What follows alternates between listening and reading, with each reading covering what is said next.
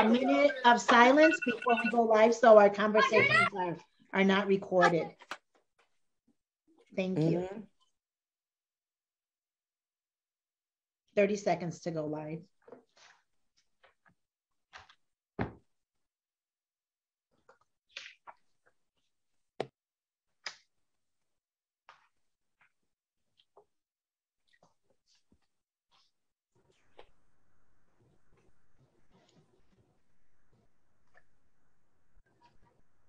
Good evening, everyone, and thank you for being with us here this evening. This is the Operations Management Budget and Government Accountability Committee meeting for the budget process. We recessed yesterday, and I'm calling to order this meeting today of Thursday, May 5th, 2022. For those of you who are viewing us through social media, you can certainly do that through HPA-TV.org, channel 96 on Comcast, or 6032 on Frontier.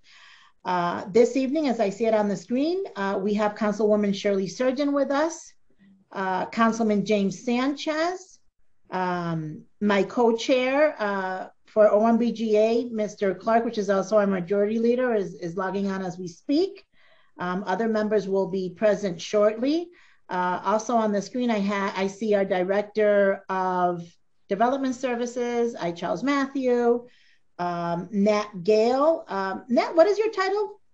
I am Director of Capital Projects and Operations. Wonderful. Our first item on our agenda today. Also with us is our CFO, Jennifer Hockenhall, members of Hartford Public Access TV, Judith Rothschild, Randall Davis, Aaron Howard, Corey Mills, and I'm going to leave the introductions with titles when the department heads come on the screen.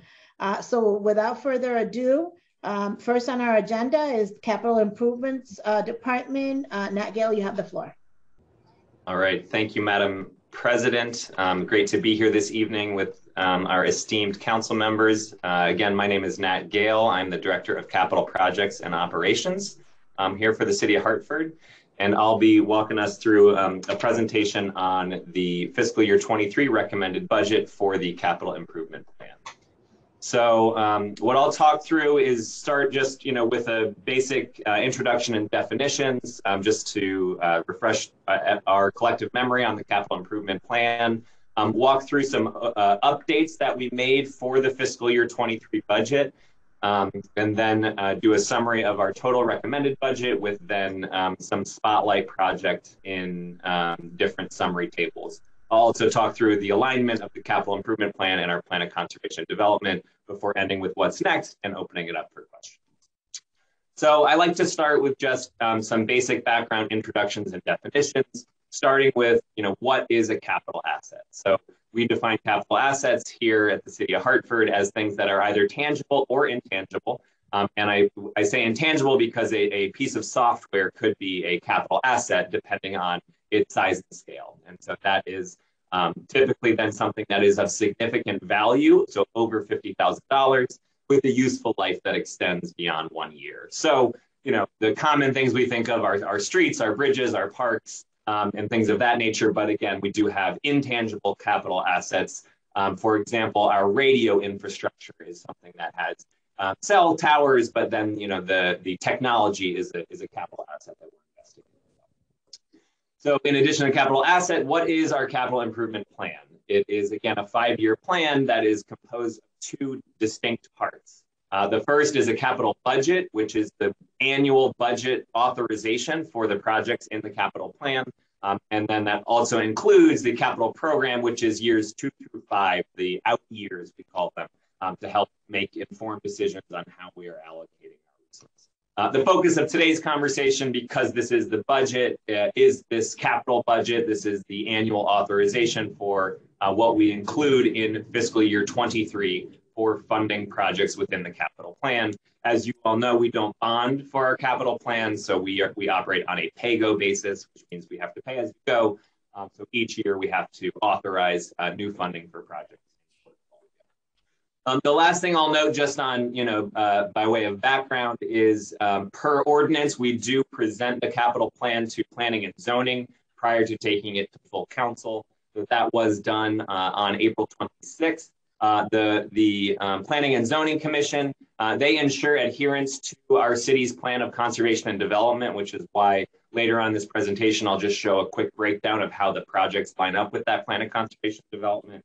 And one thing I want to call attention to, it's great to have our DES colleagues on the call, because one of the things that the Department of Development Services is doing is starting neighborhood plans. And so I'm working with Director Chambers, whose team is overseeing the neighborhood plans, to ensure that at the neighborhood level, when they're thinking about capital improvements on the neighborhood scale, they sync up with how we talk about our asset classes at the citywide level, so that that neighborhood planning process really starts to feed directly into our capital planning process, which is just a great process, and will give people, at the neighborhood level, an opportunity to know how their input actually results in, changes in our actual program and in our actual investment.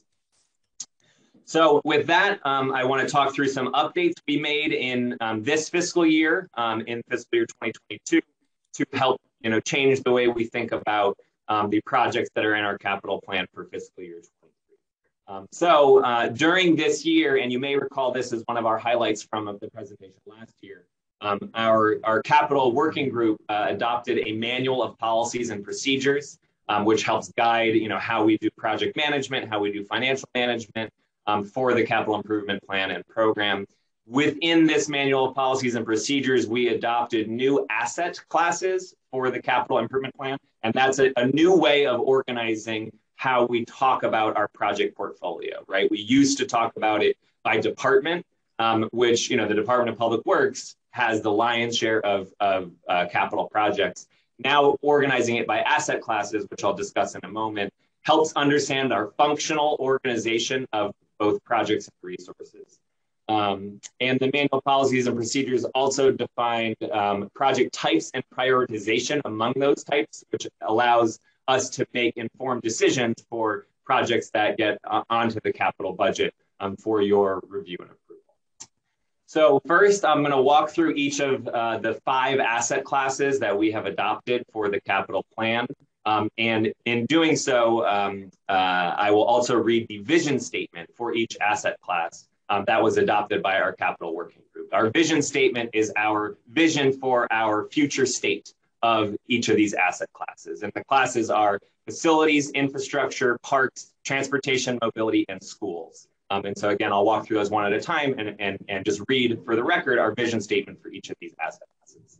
So the first asset class, facilities, these are things like City Hall, our firehouses, our parks and rec facilities. Our vision for facilities is that the City of Hartford's public facilities are inclusive and welcoming environments where people interact with government services through comfortable, safe, accessible, and equitable conditions for both visitors and employees. That is our vision for facilities at the City of Hartford. Our second asset class is infrastructure. This is things like our flood control system, some of our drainage responsibilities.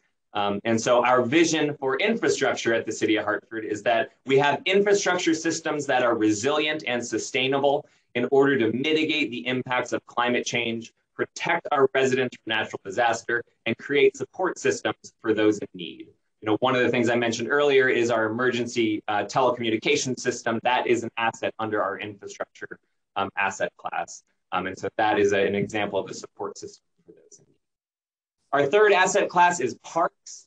Our vision statement for parks is that the City of Hartford has a world-class park system that provides a variety of health, recreation, leisure, and wellness activities for our residents and visitors, is adaptable to changing environments and community need, and is inclusive for all.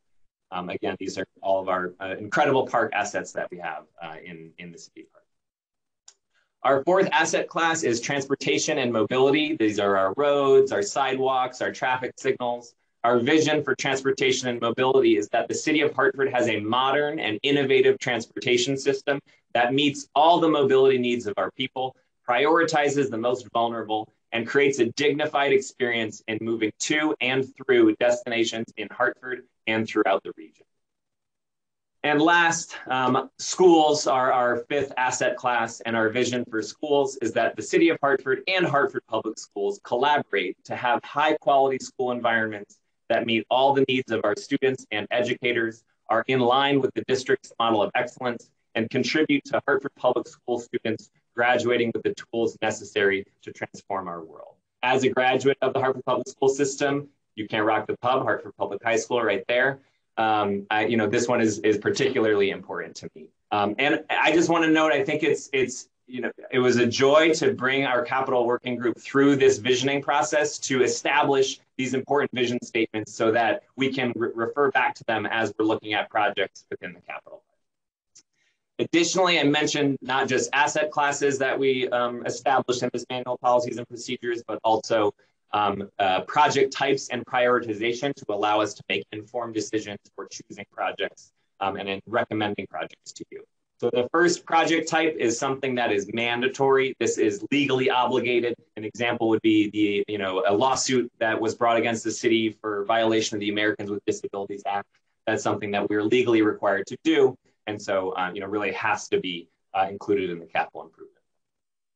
The second project type is a improvement, which is something that is currently underway, a project that is in process right now. We don't want to stop projects in the middle of their, construction.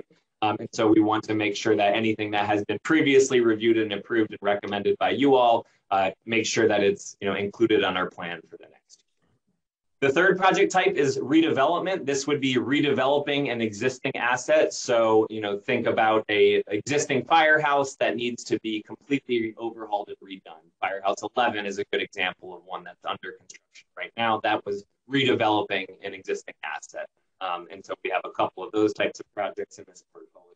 And then the last project type is new service. So this would be an expansion of public facilities. A good example here is when we acquire land to build a new recreation center or to build some new public facility. That is an example of a new service and new acquisition for an asset that is added to our asset list. So those are the big changes. The organizing around asset classes, I think, is really helpful and important to allow us to set those strategic vision, objectives, and goals. And that's on page 3311 of your budget book. You'll see the budget organized by asset classes, and then we also organize it by department as well. So with that, I'll just talk about the total recommended budget and then go into a quick breakdown. So our total recommended budget, again, broken down by asset classes, includes a total amount of general fund, a budget of 46.9, about $47 million, relatively even distribution among the facilities, infrastructure, and parks asset class, about 6 to 7 million for each of those. Schools continue to be a large share of our capital improvement program, with Buckley and Burns currently underway, and Betances, Kennelly, and Wish starting their renovation project, their renovation process. Of course, a lot of that funding is backed up by state grants. We're fortunate to have a 95% reimbursement rate. And then we have our transportation asset class at about $4 million, again, summing the total of 46. That's the general fund revenues. We also have about $170 million in expected grants. Again, schools are the lion's share of that, but we do have grants that we get from the state or federal resources for the other asset classes as well. So how that breaks down compared to last year, for fiscal year 22, we had $30.5 million funded by general fund revenue for the capital improvement plan, with $11.6 million in new authorization. For this year, we have $46.9 million, again, as I showed on the last slide, funded by general fund revenues. That includes some carry forward. So the projects that we approved last year that we're carrying forward to this year. And so that's why we only need $15.2 million in new council authorization for that full portfolio of projects for fiscal year 23. And so I'll end this section with just a quick summary of where this money goes to, the things that we've accomplished in fiscal year 22, so that you all have a sense, as well as some areas of focus for next year. So, first milling and paving is in that transportation asset class. We completed thus far to date 16 lane miles of milling and paving. That's done by Public Works in coordination with our 311 and Community Services Department to get the word out.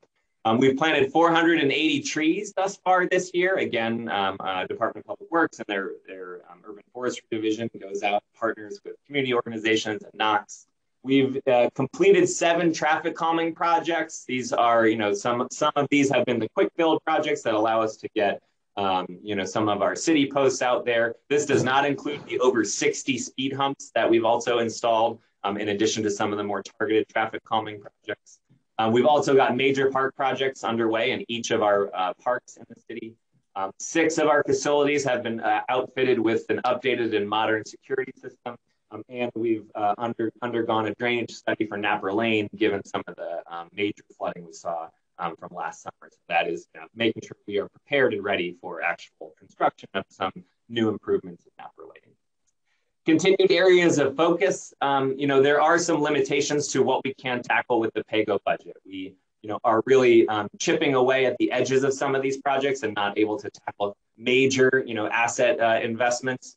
We do try to build up some revenues for projects, one of which I'll give an example of later. But there still are some limitations, and I would suggest, we start to have a conversation as a city as, what the future of bonding looks like, in a couple of years when we feel ready to get there. There are continued impacts of COVID and the, issues of the supply chain that affect prices on our projects. We're seeing, anywhere from 10 to 20% increase in cost because of supply chain, inflation, COVID, all of those factors coming together, and that's, throughout our portfolio. So we continue to pay close attention to that. We are, taking this new asset-based organization and implementing working groups around each of those 5 different asset classes to help us with our strategic planning. So that will be a focus for next year. We are still wrestling with some of the fallout from the changes at the state level for the school construction program. We're fortunate that the state did include some legislation in this year's budget to help make sure that our portfolio is intact, given like I said, the changes in administration. And then, we want to make sure we continue to regularly report to City Council. I know that you all have a resolution pending about regular reports for the capital program. That is something we started last year and something I'm very eager to continue to implement in fiscal year 20. So I'll just do a little bit of a deeper dive in the different asset classes before we wrap up and open it up for questions. The first thing I like to talk about is how we align these projects with the Plan of Conservation and Development. Again, that is the city's strategic and overarching guiding plan. So the green, grow, live, move, and play are the 5 areas of our Plan of Conservation and Development. And again, here you can see we do have good coverage of how many projects are in each of those categories. And it's not just the number of projects, but it's the budget as well. So again, we've got relatively even distribution between green, grow, move, and play. In the live category, that's where our school projects are. So you see a larger budget amount for that category. But again, this means we are continuing to invest in strategic goals and objectives. And so that's something we highlight for planning and zoning and for you all as well. So now let's do a deep dive by asset class. So our facilities asset class, for each of these, I'll have a project highlight, and then I'll do a quick summary of the table before we open up questions. Sigourney Homestead, this is an example of a new service, right? The acquisition of a property that then we are trying to bring back online. And this is, again, an example of how with the PAYGO approach, we have to assemble money over multiple years. So I've been working with the Department of Development Services to assemble $500,000 per year for 3 years so that we can tackle some major environmental remediation for the Sigourney Homestead property to then allow there to be the development of a new facility on this property. So that's just one project spotlight. Again, we've got a facility asset class with about $7 million of projects. Some other things I'll highlight are our fire stations. We're working with the Hartford Fire Department, who has a strategic plan for how they want their firehouses to be improved over the years. Fire Station 11 is underway right now, and next year we will start the design and construction for Firehouse 5, which is on Sigourney Street. We're also focusing on City Hall. It's about a 15-year-old code violation for City Hall for our monumental stair. So we're working with the Department of Public Works to make ADA improvements and design a second staircase for City Hall, and looking at our HVAC system at City Hall, as well as a variety of other facilities. And happy to expand upon any of these in the question. Our second asset class is infrastructure. The thing I like to highlight here in our infrastructure asset class is our tree planting. You know, a lot of people say, well, trees aren't infrastructure, but they are. You know, our infrastructure asset class is about mitigating the impacts of climate change, and every tree we plant helps, you know, make sure that we have better coverage, more permeable ground. And so we are putting $1 million in you know, neighborhood tree planting for fiscal year 23. I'll just note it was great to see many folks out at Arbor Day last Friday. I saw that Council Member LeBron mentioned that he's a converted tree hugger now. And so that's great. We certainly are very excited to continue to build on the momentum that this council has prioritized investing in our urban forests. Other, you know, examples of projects in our infrastructure asset class are bridge maintenance and repair, some energy efficiency projects, our flood control system, and, you know, at the very bottom, our radio infrastructure upgrade. This is something that we're working with the ES&T department. Director Webster and her team are upgrading our radio infrastructure to ensure we can continue to respond efficiently and effectively to emergency calls. Our third asset class is parks.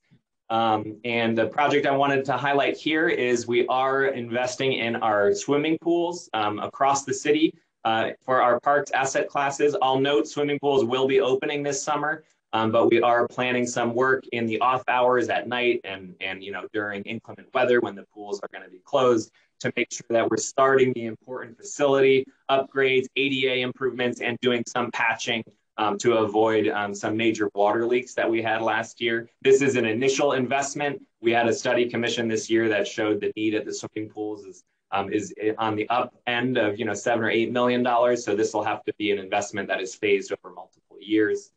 We have other projects ongoing in each of our parks. We've got new ball fields underway at Pope Park.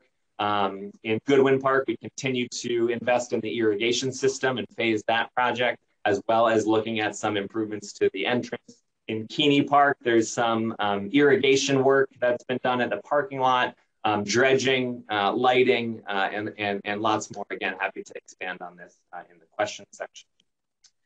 Our next asset class is schools. Buckley High School is under renovation. Again, we have to come up with a significant amount of the initial investment to get the 95% reimbursement. So that's looking, because we're going to be in the throes of the full-on construction for next year. That will be about $10.5 million for Buckley. But we're thrilled working with the school community there to really deliver a great facility for our students and get students back in Buckley High.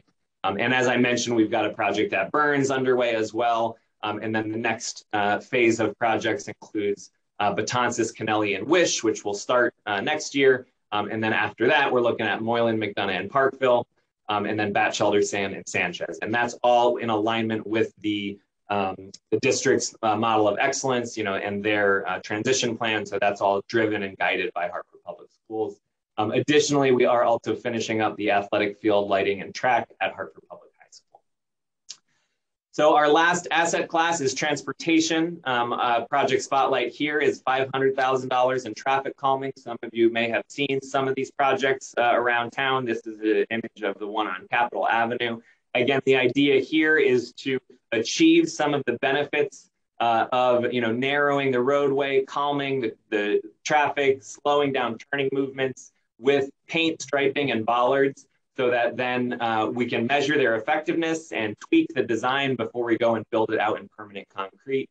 A great example of that is right here downtown on Main Street and Charter Oak Ave. There was a curb extension that was painted in, you know, just paint and striping that now has been built out as a concrete curb extension. So this is a great tool in our toolbox, working with development services and public works to continue to tackle these projects. And we've got a fair amount of transportation projects. Many of these are traffic signal improvements that are state grants that we've gotten over the years that we continue to, to focus on modernizing our traffic signal system. We're also looking at the roundabout at New Britain and White. We've got some streetscape projects on Bartholomew Avenue and Maple Avenue, as well as continuing to invest in traffic calming, some public space redesign for the Arrowhead project. So what's next? A couple things I want to highlight before I open it up for questions. Upon adoption of the capital improvement plan, we are working on turning this into a map-based format for ease of monitoring and understanding what's in our capital program. So I've been working with the MHIS team and their GIS division to develop this dashboard of projects that will allow you to navigate. You can click on the banner on the right side, click into a department to see what projects are in those departments. Are they on budget? Are they on schedule? And then you can also filter by phase. So is it in pre-design? Is it in design? Is it in construction? Or are we closing it out? That's something that I'm very excited about, to continue to be able to communicate information about the program. So our next steps will be that, questions and discussion today will be incorporated into the adopted budget. There are some formatting issues that we'll want to clean up from the recommended to the adopted budget. So I'll be working with Jen and her budget team to do that as well. We'll provide follow-up answers to any questions that we can't answer today. So we'll be taking notes during the conversation. And then during fiscal year 23, again, we'll be developing these asset-based strategic plans with planning and zoning and with our asset working groups to incorporate into the fiscal year 24 planning process, so that we can talk about not just our capital budget, but the capital plan, that 2 to 5 year plan for each of those asset classes, as informed by the neighborhood plans and our city working groups. So thank you for the opportunity to present, and I'm happy to open it up for questions. Thank you, Nat, for that very informative, great presentation. For the record, I did not want to interrupt you when you started, but Councilman Gale, Councilwoman Tiana Hercules, Councilman Josh Mixtum, and Councilwoman Rossetti joined us at the beginning of the meeting. I just didn't have the time to acknowledge them.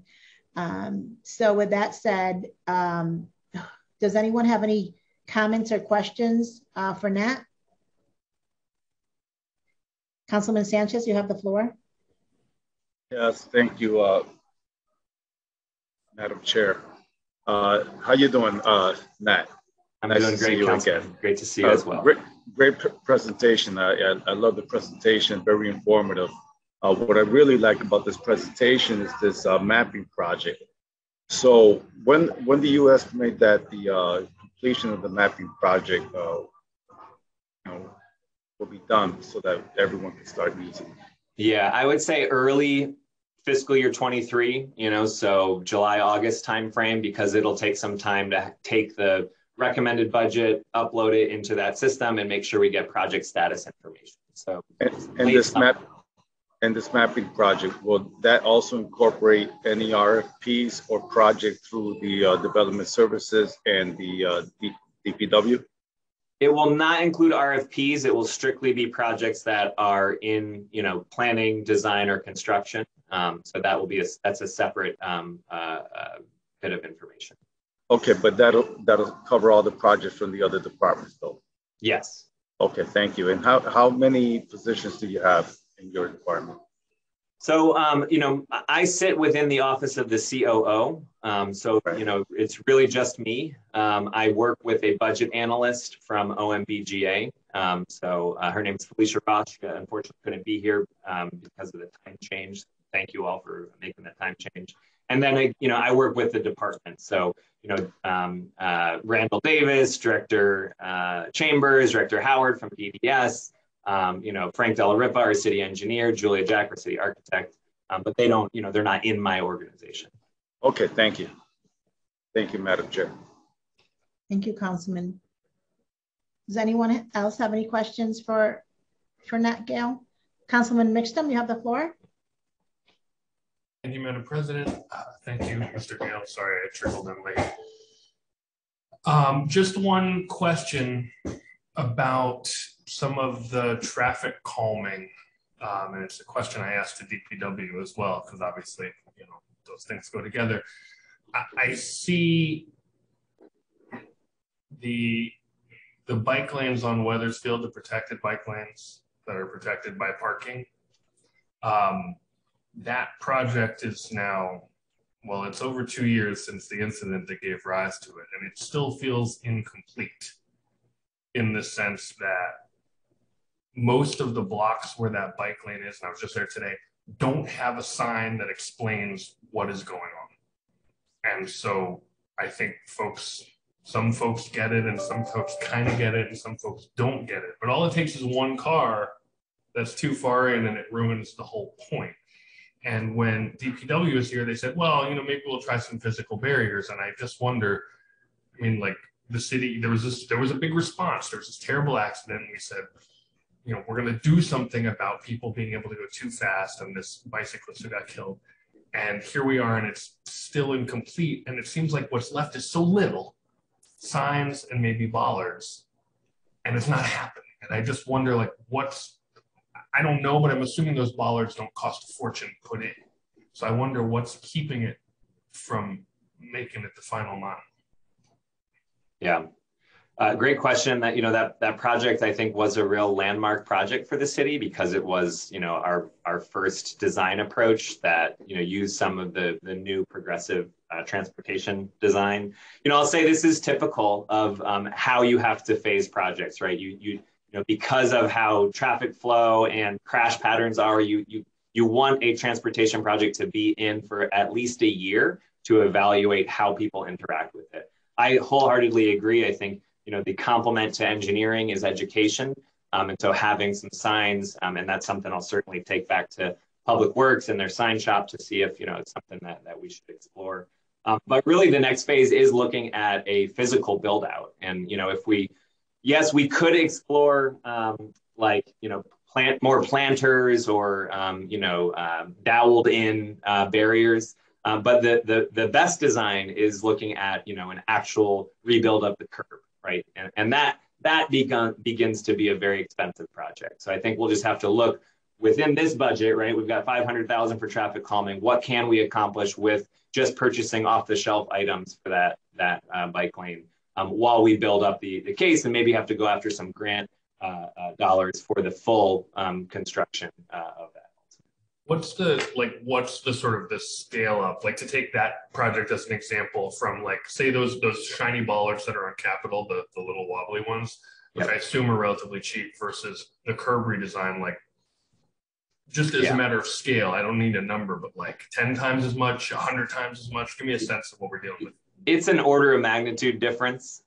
So, you know, just as an example, the, you know, Franklin Maple Streetscape, that's a $3 million project for a couple of blocks. Now that's got lighting and, you know, different things, but you're talking millions when you're moving curb, whereas it's, you know, tens or maybe, you know, low hundreds of thousands for just, you know, a lot of planters and bollards and signs and things of that, and striping and things of that nature. And you only have $500,000 for this for the whole city. Correct. Thank you. Yeah, thank you. Anyone else? Councilwoman Shirley Surgeon, followed by Councilman Clark. Good evening, Mr. Gale, and thank you so very much for your presentation. It certainly is different from last year's budget presentation. So this is a whole new learning from me. So I'm trying to align some of your slides with your 33.11 page. When you talked about 12 project for green, which is about 4.2 million. And I'm going to presume green means out of the 6.6 million for parks. Is that where that's coming from? Yeah, so my apologies. I can understand where there may be some confusion. The alignment with the plan of conservation and development, which includes that green, move, play, live, et cetera. That's not in the budget book. What is in the budget book is the alignment with our asset classes, which I can pull up that slide again so you can understand. No, I do have it. And I think it's slide 12, if I'm not mistaken. Yeah, exactly right. Slide 12. Yeah. So that's what you'll see on page 3311. Right. I figured that. I'm good with that, but I was just trying to align the greens and everything else with that. But apparently it doesn't align out of that 46 million. Yeah, that was an exercise done after the budget book was developed for information at the Planning and Zoning Commission because of their, oversight of the plan of conservation and development. Okay. So, remember last year when we did our budget presentation, we talked about community involvement and the decisions that are, who makes the decision regarding our CIP funds. And so one of the things we talked about was working with the community. I see that you're working with development services. So the strategic plan, I would hope by next year, then will align. And so therefore it's not the administration who's making the decision, but the community groups have done their strategic plan, will then actually direct the administration of what their priority projects will be. Am I correct in making that statement? That's exactly right. I think that's what makes me so excited about this alignment around asset classes and then providing that information to the neighborhood plans. Excuse me for a minute. Sure. I was just informed that our feed just dropped. Can we just pause for a brief moment? Sure. Thank you. I'm sorry, Councilwoman Surgeon. No, that's okay. No, I was almost finished. Okay. I'm going to wait until next year's budget to beat up on Matt when I get the strategic plan to make sure his alignment with the strategic plan will be aligned with the CIP. So, yeah. Never pass up a chance to beat up on that. I don't know. I'm telling you, man. He's spending $46 million. We have to really, dig a little bit deeper here, Matt, to see how you're spending that $46 million. Let me know when you're back up again, Councilwoman Surgeon. Okay, great. I like the presentation. I like the way it is definitely laid out. One of the things I see under your transportation on page 3312, there was $1 million towards Woodland Street to Keeney Park. Could you tell me about that project? Yeah, this is a project that we're still in the planning phases around. It is looking at improvements along Woodland Street from Albany Avenue to the entrance to Keeney Park. So, we want to actually sit down with you, Councilwoman, to talk about, some of the priorities for the area to really create a gateway into Keeney Park. This is something that has been brought up, and is reflective of some community priorities that we've heard from that neighborhood. So, yeah. Now, Keeney Park, I did a presentation, and I think they'll be doing a presentation to Councilman Rossetti's committee, not sure, in the very near future. And there is $1 million here. And what are those projects? Because I was trying to tie it back. And this is my confusion, then trying to tie it back to the specific projects in 33, 13, 14. And how does that tie back? So this is where I'm a little bit confused. Yeah, so that project is on page 3315, second to last line from the bottom. And that, again, will be $1 million to help support the priorities that come out of the Friends of Keeney Park project. So we're still in a scoping effort to understand. They had a lot of projects, and so we still need to scope out some of the different elements that they were included to make sure that, we have, for all the reasons I described about supply chain issues, and we want to make sure we have budgets that can actually accomplish those priorities. So looking at, 33, 14, 15 in the budget book, this is kind of like a general statement, but not the actual projects themselves. Correct. It's an allocation. An allocation. And so we won't know what the projects are. For some, we still need to develop exactly, depending on the phase the project is in. If it's still in the planning phase, which the projects you're asking are still in the planning phase, we need to develop them before they have, detailed designs, budgets, and we can go out for construction. So what you're asking us to approve is basically general overall of $1 million, and we don't know what the projects are? Again, it will go towards the priority list from the Friends of Keeney that has been developed. But yes, that is the request here. So just, for every project that's here, we do know about the 2 fire station, but in general, if I look at in facilities, the Parkville Environmental Development Fund, you did speak on that. So a little bit more detail on the actual project will help in making decisions. Because we just generalization saying, okay, council, you're going to approve $1 million, but I would like to see a little bit more in-depth detail. And I know it's very difficult when you're designing a project because, supply chain, things are changed, but some kind of brief overall of these projects, that makes up the total will help in making decisions. When I look at in transportation, Ross and Babcock Street, what is that? Yeah. So that can help us a little bit. If you could kind of like,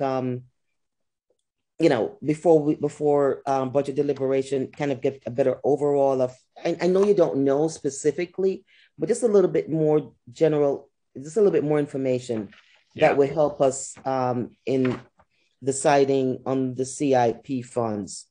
So that would be a big help. Now, you talked about the pools, but what about the pool houses? Are those part of also renovations?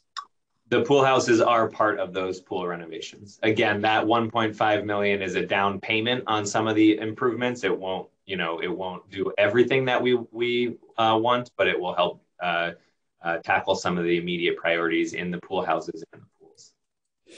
Yeah, because I've been over to the pool house at Pope Park, and it really could use a little bit of freshen upper. Yeah, I would say the least. To say the least, right? So again, if you're going to spend that 1.5 million, again, a little bit more, are we going to use 500,000 to patch, the drainage of whatever, how much is going to be used towards, the actual pool house? Because for me, when the kids walk into the pool house, before they get out of the pool, just a little bit of freshen up and nicety certainly carries the ambiance going to the pool. So if you can give me just a little bit more information on that, that'd be a huge help. Yeah, and through you, Madam President, just so you know, Councilwoman Surgeon, there are some of those detailed pages in, starting on page 3320. Okay. So, swimming pools is on page 3361. Right. There are, there are some that, because of the way the budget book is, the software is designed, there are some that were not included, but I will work with the budget team to get any that don't have a specific page submitted to you for your deliberation. Awesome. And just one more question, Madam Chair, through you. So on your summary table, we're talking about $46 million for CIP, and we have grants of a possibly, so I'm just taking a look at just the line item of transportation. We want to spend $3 million, but we have grants of $15 million. Am I reading this correctly? Yes, that is correct. So the difference of, $12 million in the grants, where are that for past? Is this current monies, or is this including past, carry forward funds? Yeah, so they are additive. So it's 3 million in city funds and then 15 million in grants that are together 18 million for transportation projects. And so those are grants that we have been awarded from the state of Connecticut primarily for those transportation projects. So if we have $18 million of transportation, right? So we have a lot more we can do. So those grants are tied to specific projects. So, we can't just reclassify, there's a $3 million traffic signal improvement project. That's tied to specific traffic signals that have been identified by the Department of Public Works that, we're out to bid on, but we haven't yet spent on. Okay. So help me here, Matt. So if I was to look at $18 million of funding for transportation, how can I match that up with what's in the budget book all the way through? How would I be able to see that 12 million and what projects those specific projects are going to go through? If you can help me figure that out, that'd be huge for me. Yeah, this is where I'll ask Ms. Hockenhall to weigh in, because I believe what we are looking at in this section is just about general fund dollars. So there are the grant complements to those projects aren't in this section. That is something that we have the information on and can follow up on, but I'm not sure, Jen, if that's anywhere else in the budget book. Yeah, thanks, Nat. Through you, Council President, there is a section on grants, Councilwoman Surgeon, starting on page 34-4. But Nat and I can work together to come up with something that's easier for you to follow as well. That's something that we definitely have. I just think it's probably the way the book is laid out isn't quite as clear as it could be. So we'll work together to get you something like that. Oh, that'd be a huge help, Jen, because it's kind of hard, to explain to someone that we're spending 168 million, but I can't figure out what the other 12 or 13 million in grants. But I know we can say that the proposed spending is about 3.7 out of the general funds for transportation. And I do see the projects generally what that's tied back to. I do understand the schools and the parks would be the facilities and the infrastructure in the park would be a huge help if we can put that together in just one kind of documentation. That'd be a huge help. Definitely. I do have a couple more questions, but I'm not going to hog the floor, Madam Chair. I will allow someone else. Councilwoman, we have time. It's quite early. Go ahead. I don't know if time allowed, if anybody else wants to go, and then I can always, Does anyone else have any questions for Mr. Gale? Councilman Clark, and then we'll go back to Councilwoman Surgeon. Thank you, Madam Chair. Through you, Nat, great presentation. I'm particularly interested in regarding the capital projects for the street milling and paving. You mentioned the fact that there is 16 mile lanes. I know in years past, Public Works actually would provide the council and whoever the CIP director was, would provide the council with a schedule of street milling and paving so that we, the council, are knowledgeable of the projects that are going on during the construction season, but also to reach out to the residents in case they call us regarding, is there street on the schedule or what's going on? So one, is there a schedule? And two, what's in play for fiscal year 22 and also to 23 for the street milling and paving projects? Yeah. So through you, Madam President, that's a great question, Majority Leader. We do, the Department of Public Works, their team oversees milling and paving. They do project the schedule of streets in each season, and then they work with our community engagement team through Director Janice Castle to get the word out through canvassing using the Youth Service Corps and in the resident guide, which I have a copy of right here, and in the weekly newsletter. I'll make sure in our report back, we also include that schedule to you all, so you have that information to get out to residents. Thank you. And also too, along those same lines, there, because I don't think the DPW had mentioned this in their presentation, there used to be some type of grade that each street was given on the condition of the streets. Is that the same case? Because I'm just interested as to how we are, since we're doing PAYGO, how we're actually now figuring out which streets need to be need to be paved because, to be honest with you, a lot of our streets in our city are in deplorable conditions. And so, since we're on a PAYGO, what's that litmus test? Yeah. Again, great question. I believe, and I'll have to confirm, but I believe they still do use basically a good, fair, and poor categorization of streets, and try to, of course, tackle what's poor first and then what's fair. There are some times when a street has failed, right? So if it's in like the very bottom, that may require more resources than just milling and paving. Rebuilding a street is more expensive than just milling and paving. But I'll get that information back to you in terms of the categorization and prioritization in our report back as well. Okay, thank you. And my last question, the 16 lane miles, that's only for FY22? Or is That's correct. So okay. Starting July 1st, 21 to today, to May 5th, 22. Okay, so that's how much we've done so far. What's projected for this upcoming fiscal year? I'm not sure. I'll have to get that information and include that back to you. Okay, thank you. Thank you, Madam Chair. Yep. Thank you, Mr. Chair. We're back to Councilwoman Shirley Surgeon, if no one else has any questions. Oh, Councilman Sanchez. Yes, through you, Madam Chair. I would like to piggyback on Councilman Clark's question about the paving, milling and pavement. So on Brook Street, it's already been milled and paved. Great job. But my concern is that there's a major project on Brook Street with these dump trucks, 10,000 pound or 10 ton and over trucks.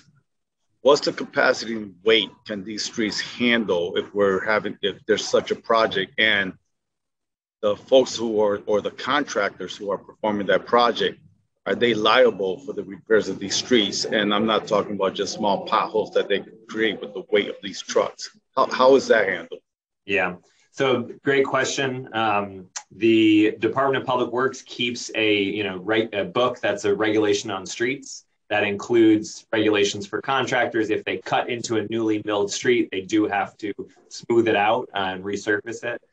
I do not know off the top of my head the weight limit for these streets. That is certainly information we have available and can get back to you. It really then does rely on our engineering inspectors to be going out and making sure our contractors are actually doing the work that they're saying that they do. And that team, I think it's a small team of 2 or 3 inspectors.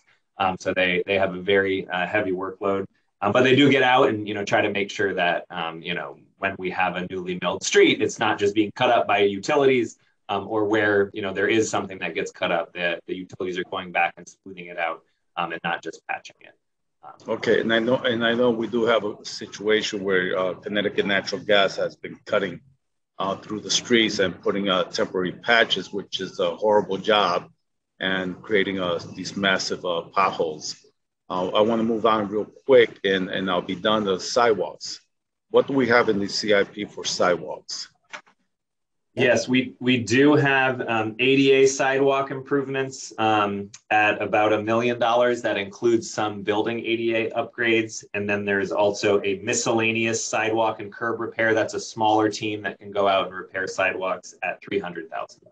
$300,000. Okay, thank you. Yep.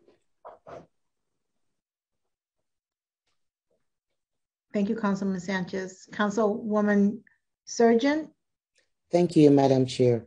Some of my questions got answered by Councilman Clark, but following up on your question, Councilman Sanchez, regarding the sidewalks, there was a long list the last time I inquired with Public Works of sidewalks of residents that needs to be fixed. And so all we have in the budget is 300,000 out of this $1 million. So that 300,000 is the small crew that goes and helps start to tackle that list of resident requests. So a budget question will be how many addresses are on the list and the total cost to get those sidewalks finished. Okay, and the 300,000, what will be left over that needs to be done? Yeah, great question. I'll get that information back to you. Right. Now, I see in your facilities you were doing some upgrade for City Hall HVAC system. What condition it is in?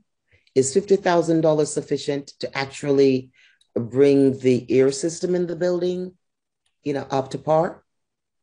So the $50,000 is to fund the preliminary design effort, because quite frankly, it will be, again, an order of magnitude more expensive to actually implement any changes. The issue that we have with City Hall, it's a very old building. As many of you know, in the winter, the heat is overpowering, and that means we open our windows in the winter, which is not very energy efficient.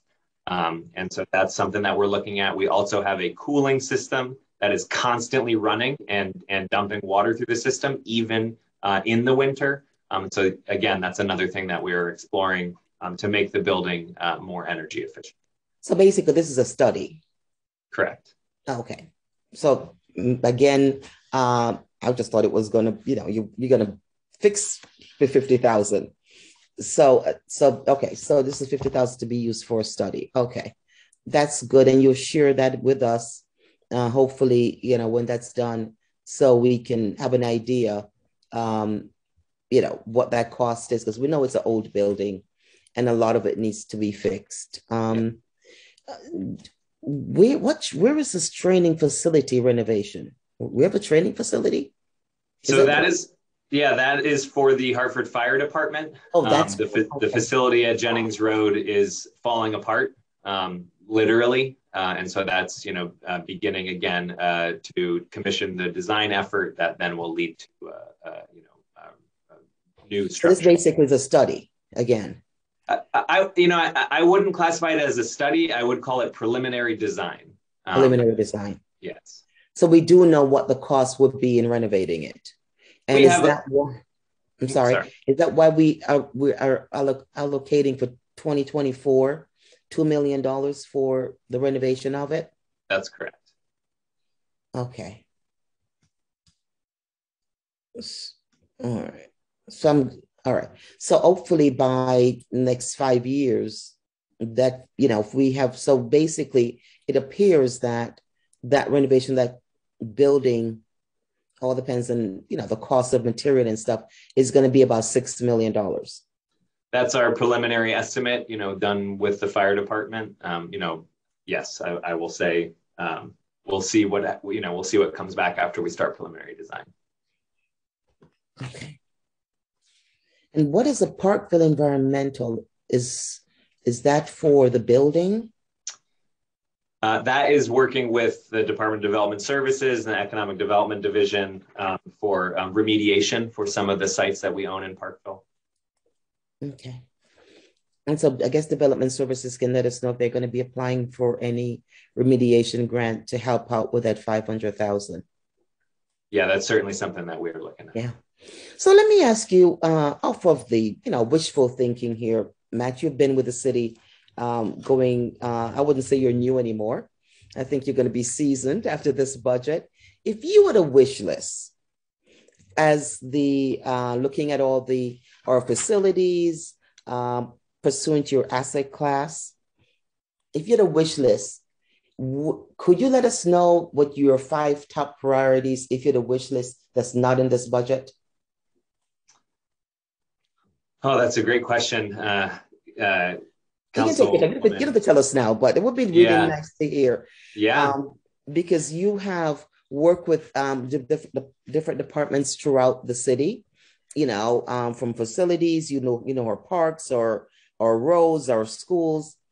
It would really be nice to hear what a wish list would be. Yeah. I will just say that, we have many needs, right? And so the list is longer than 5 for that wish list. But I'll certainly, I'll put some thought into that and get something back to you. I think our facilities, our parks, our roads, they all need some tender love and care. So I'll put some thought into that and get something back to you. I'm just curious for someone, who has come back home from, up in California, you come back home and to our beautiful Connecticut. I'm just curious how you would say, if I had, $1 billion, what would I do? What would I fix in our city right now? If I really could do this, what would make us, and again, because we are doing our pay-go system, just a wish list. So thank you so very much for your presentation. And I'm very pleased with the asset class concept. It's making sense, and I'm looking forward to next year's budget when you put all that information all together. So thank you so very much. Good job. And thank you, Madam Chair.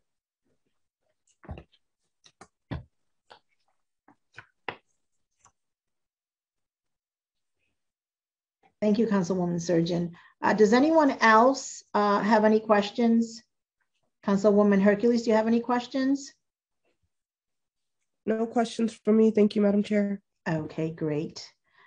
Okay, wonderful. Nat, thank you. That was a great presentation. And I'm also gonna say, please include me in your response to Councilwoman Shirley Surgeon with that wish list. That did catch my attention. No, I think everyone coming back to Hartford, right? Yeah, I think everyone should be CC'd and everyone. Send it to everyone, please. Absolutely. Wonderful. Well, thank you very much and have a nice evening. You're more than welcome to stay if you'd like. Next up on the agenda is Metro Hartford Innovation Services, our MHIS department. I believe I saw Sharice somewhere in here. Hi, how are you? You have the floor. Hi, Madam President. Thank you, Council President Rosado, Councilwomen and Councilmen. Tonight, I will be presenting the MHIS fiscal budget for year 2023. Okay. Are you able to see my presentation? Not yet. Okay.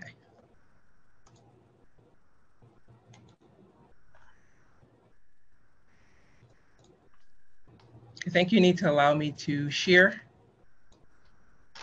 David, could you should have the ability to share, Director Snipes. Yeah, it's grayed out. One moment.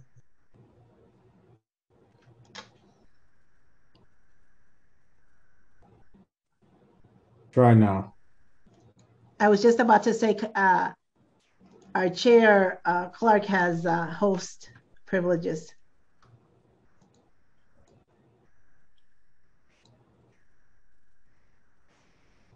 Yeah, still grayed out. Wow. Sharice, do you want me to share it and you can go through it? Okay. Yeah, that's fine.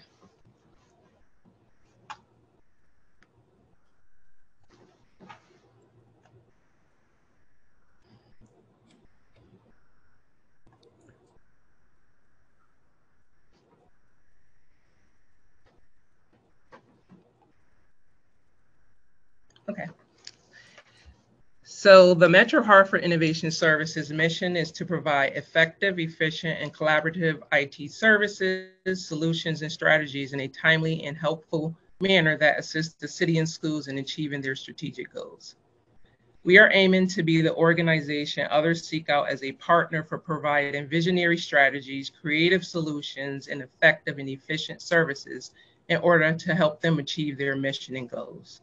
We operate under a culture of collaboration and partnership based on mutual respect, cooperation, knowledge sharing, and resource development within the departments and across the organizations. MHIS currently has 29 staff, full-time employees. We have 5 open city positions and 4 open Hartford Public School positions. Our division is made up of support services, which includes the help desk, field technicians, data center, security. We also have our network operations team. We have our business systems team who handles all of the applications throughout the cities and schools, our munis system, our voter registration system, and we have our GIS department who is managing the Acela project. Also different types of applications throughout development services, such as city bike racks and etc.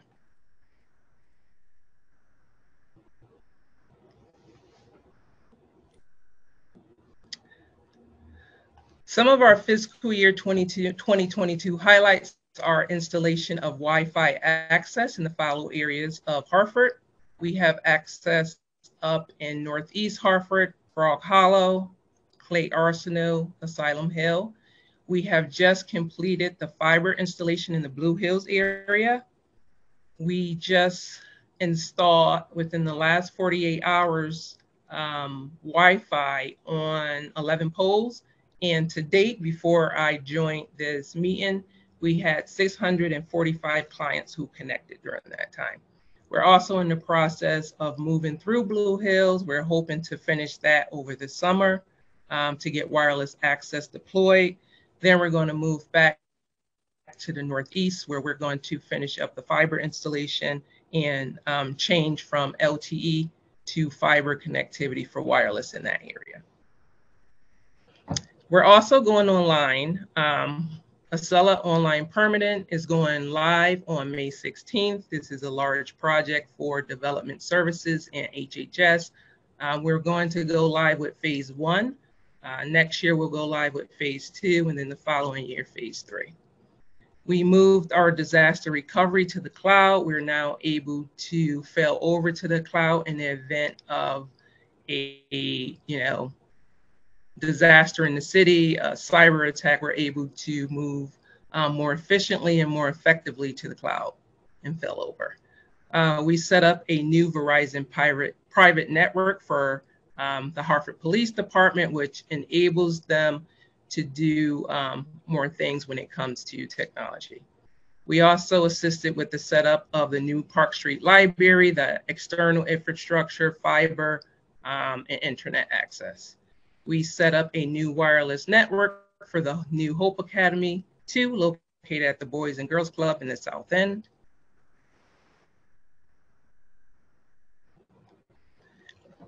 We have a partnership with Microsoft to assist Hartford Public Schools with their new one-to-one initiative. That's a big project that's coming up. We're hoping to have great success with that project. So that's something that we're kind of excited about going forward. We partnered with the Hartford Public Library on what's called the Cisco Networking Academy. And we have about 11 youth who successfully completed that academy, and we're providing internships to them to help them complete their training. We completed the Munis Tyler content management, data migration. This was huge. We're able to have all of that data successfully and securely in the cloud. We replaced all the core network equipment at all the schools and library, which enables the schools to move to a more faster connection. We're currently on 10 gig. We're moving to 40 gig connections. We secure federal E-rate for 2022. Bringing in $1.4 million in funding. We also brung in late last year, we brung in $4.7 million for student devices, laptops. We installed a new back-end network equipment for the Park Street cameras. That was a very long project. We're happy that it has come to an end. We conducted city-owned property surveys for development services. We provided support for the reevaluation for the assessor's office. We built the website that Nat showed you to help support him in tracking capital projects. We have a lot more of those initiatives coming up. We're just working on a preliminary analysis on that. We built the COVID dashboard for maintenance for the health department to keep track of COVID data for the city. Some of our strategic initiatives for MHIS is our business strategy encompasses multi-factions and calls out common themes where technology can be an enabler. If we wrap this in a single paragraph, it would be improving city services and creating new possibilities via technology, anytime, anywhere the city needs it. This includes delivering stable, responsive, and available technology platforms that provide the city the foundation needed to deliver cost-effective services with ongoing strategies of cloud, business analytics, and security. Our general budget increased by 4.8%, and that's because we requested a new position in GIS to assist with those dashboards I just recently mentioned, and some of our GIS work that we have been overwhelmed with all the new strategic plans coming out of various departments. It also includes some acquisitions for security. We're in a very good spot with security right now. We've done a lot of work on the back end. We rebuilt our whole infrastructure, and we have just been mitigating attacks as they come. Our budget highlights is, as I mentioned earlier, hire GIS analysts to assist departments with the updating of GIS features, examples, buildings, addresses, roads, driveway, parking lots, sidewalks, tree lines, create maps and data for different departments. We also, I discussed the purchase of additional security software to help combat and defend against cyber attacks, and an additional internet connection for disaster recovery to the cloud, because it takes up so much bandwidth to move all of that data securely to the cloud. That concludes my presentation. I just want to thank the council for working with me over the past 5 years. This will probably be my last budget hearing. I will still be here, but just working in a different capacity. So I just wanted to thank you, and I will open up the floor to any questions.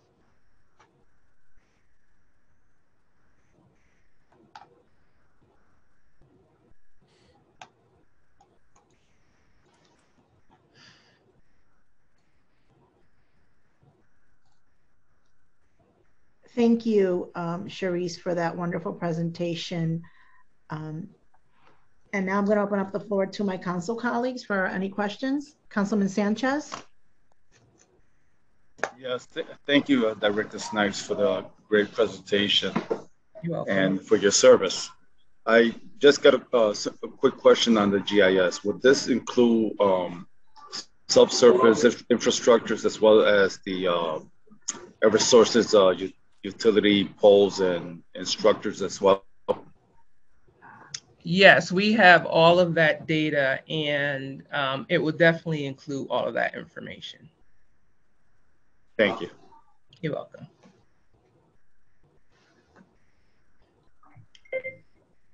Thank you for that. Anybody else have any questions for Charisse? Councilman Gale. Yeah, thank you. And thank you, Charisse, and echo thank you for all your service and all the great work that I just love it when I have a problem, bam, it's solved. So kudos, and I see you're down, looks like you're down 20 to 25% in staffing, and yet the work is still getting done. So again, thank you. One question I have is probably not, it's probably not in your purview at all. But to the extent you may know something about it, I'm just going to throw it out there. I just returned from a trip to the San Francisco area, and I noticed that every time I turned my phone on, it said 5G everywhere at the top band. And I noticed when I come back here, it doesn't say that. And so I'm taking that to mean that we don't really have a very robust 5G system yet in Hartford, and I'm just wondering what you may know about the state of 5G here in Hartford. Not much. I do know they're keeping a lot of stuff hush-hush, the competition is, but I do see around the Park Street area a lot of that equipment on the poles. My guess is they just haven't turned it on yet. I know there was some litigation about it because it was interfering with air traffic. I'm not sure if that's the reasoning behind it, but I know that was something that I recently heard not long ago. Thanks. If I may, Councilman Gale, we may be able to add something to that.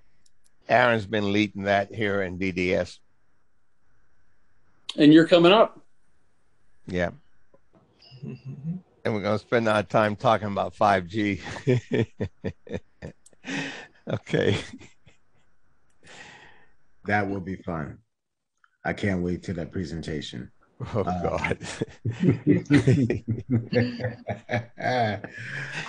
Any other questions for Sharice? Councilwoman Surgeon. Dr. Snipes, thank you so very much for your presentation. You're welcome. And thank you so very much for all you're doing to keep our information safe and secure. Mm-hmm. I know it's a lot of work, and it's a continuous, everyday struggle and fight. Yes, so 24/7. Yeah, I commend you for that. In the beginning of your presentation, you had talked about where you are going next. I know at one point we were, or maybe this question has been asked before. There was supposed to be internet for laid for North Main Street, the business community. Mm-hmm. And do you have any update on that? There was an RFP that recently went out, and I believe we're going to be working with Comcast on that. We're also working on,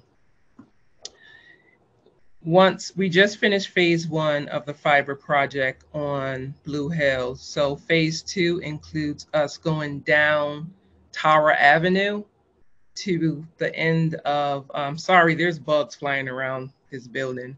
I've had my protein today. I'm trying not to eat bugs. There was, we're going to have fiber to the end of Tower and Main. So we'll have some connectivity in that area, but just not, I don't foresee it like happening anytime soon, but I could get you more information. That could be a budget question. What is the anticipated date? I know the RFP has been out. You may have, selected somebody to do it, and what is the time frame for that to be done? Yeah, I'll get you that information. That'd be great. And I know you said you just finished up Blue Hills. You're going to go back to the Northeast. Was there any information for the Upper Albany neighborhood? That's going to be tied in at some point. There is infrastructure there in place. We did do part of Upper Albany where Albany Avenue and Blue Hills connect. So we do have connectivity. That's one more piece that we're in the process of connecting now. So there definitely will be connectivity in that area. Oh, awesome. Now you said you're going from 10G to 40? That's for the, that allows us to have the possibility of going up to 40 gigs for internet speed. So we have that ability to do that now with that upgrade that we just performed. So as a regular resident, we can get wireless for going up to 40 gigs. The speeding. No?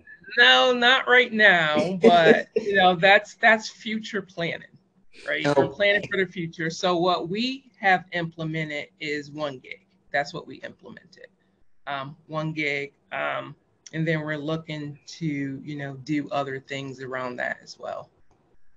Okay. So, but at least, so if a student, who lives, in Blue Hills or the Northeast, they can get maybe with 1 gig get to do their homework and, wirelessly. And, if you get a smartphone or you can get to the internet. Yes. Yes. And you also said how many iPad or books you pass out to the kids? I think that was in your presentation. So we secure $4.7 million in E-rate funding from the emergency connectivity funds. So we secured about a little over 12,000 devices. Wow. Mm-hmm. And so we have about 18,000 kids in our school system right now? Yeah, between 16 and 17. Yep, Yeah. plus or minus. Mm-hmm. So, so at least everyone, you know, should have a, what is it, a ebook or iPad? A laptop. So or a from, laptop. yeah, from grades pre-K to second grade, they get iPads. From third grade through eighth grade, they get what's called Chromebooks. And then the high school students get Windows laptops. Wow, should be going to school. This is great. I need to go back to school. I can get some free, I can get some, you know, and I know it's, technology is sort of a soft thing. What is the rate of beat up and replacement of this as the school year ends and getting ready to go into September coming school year?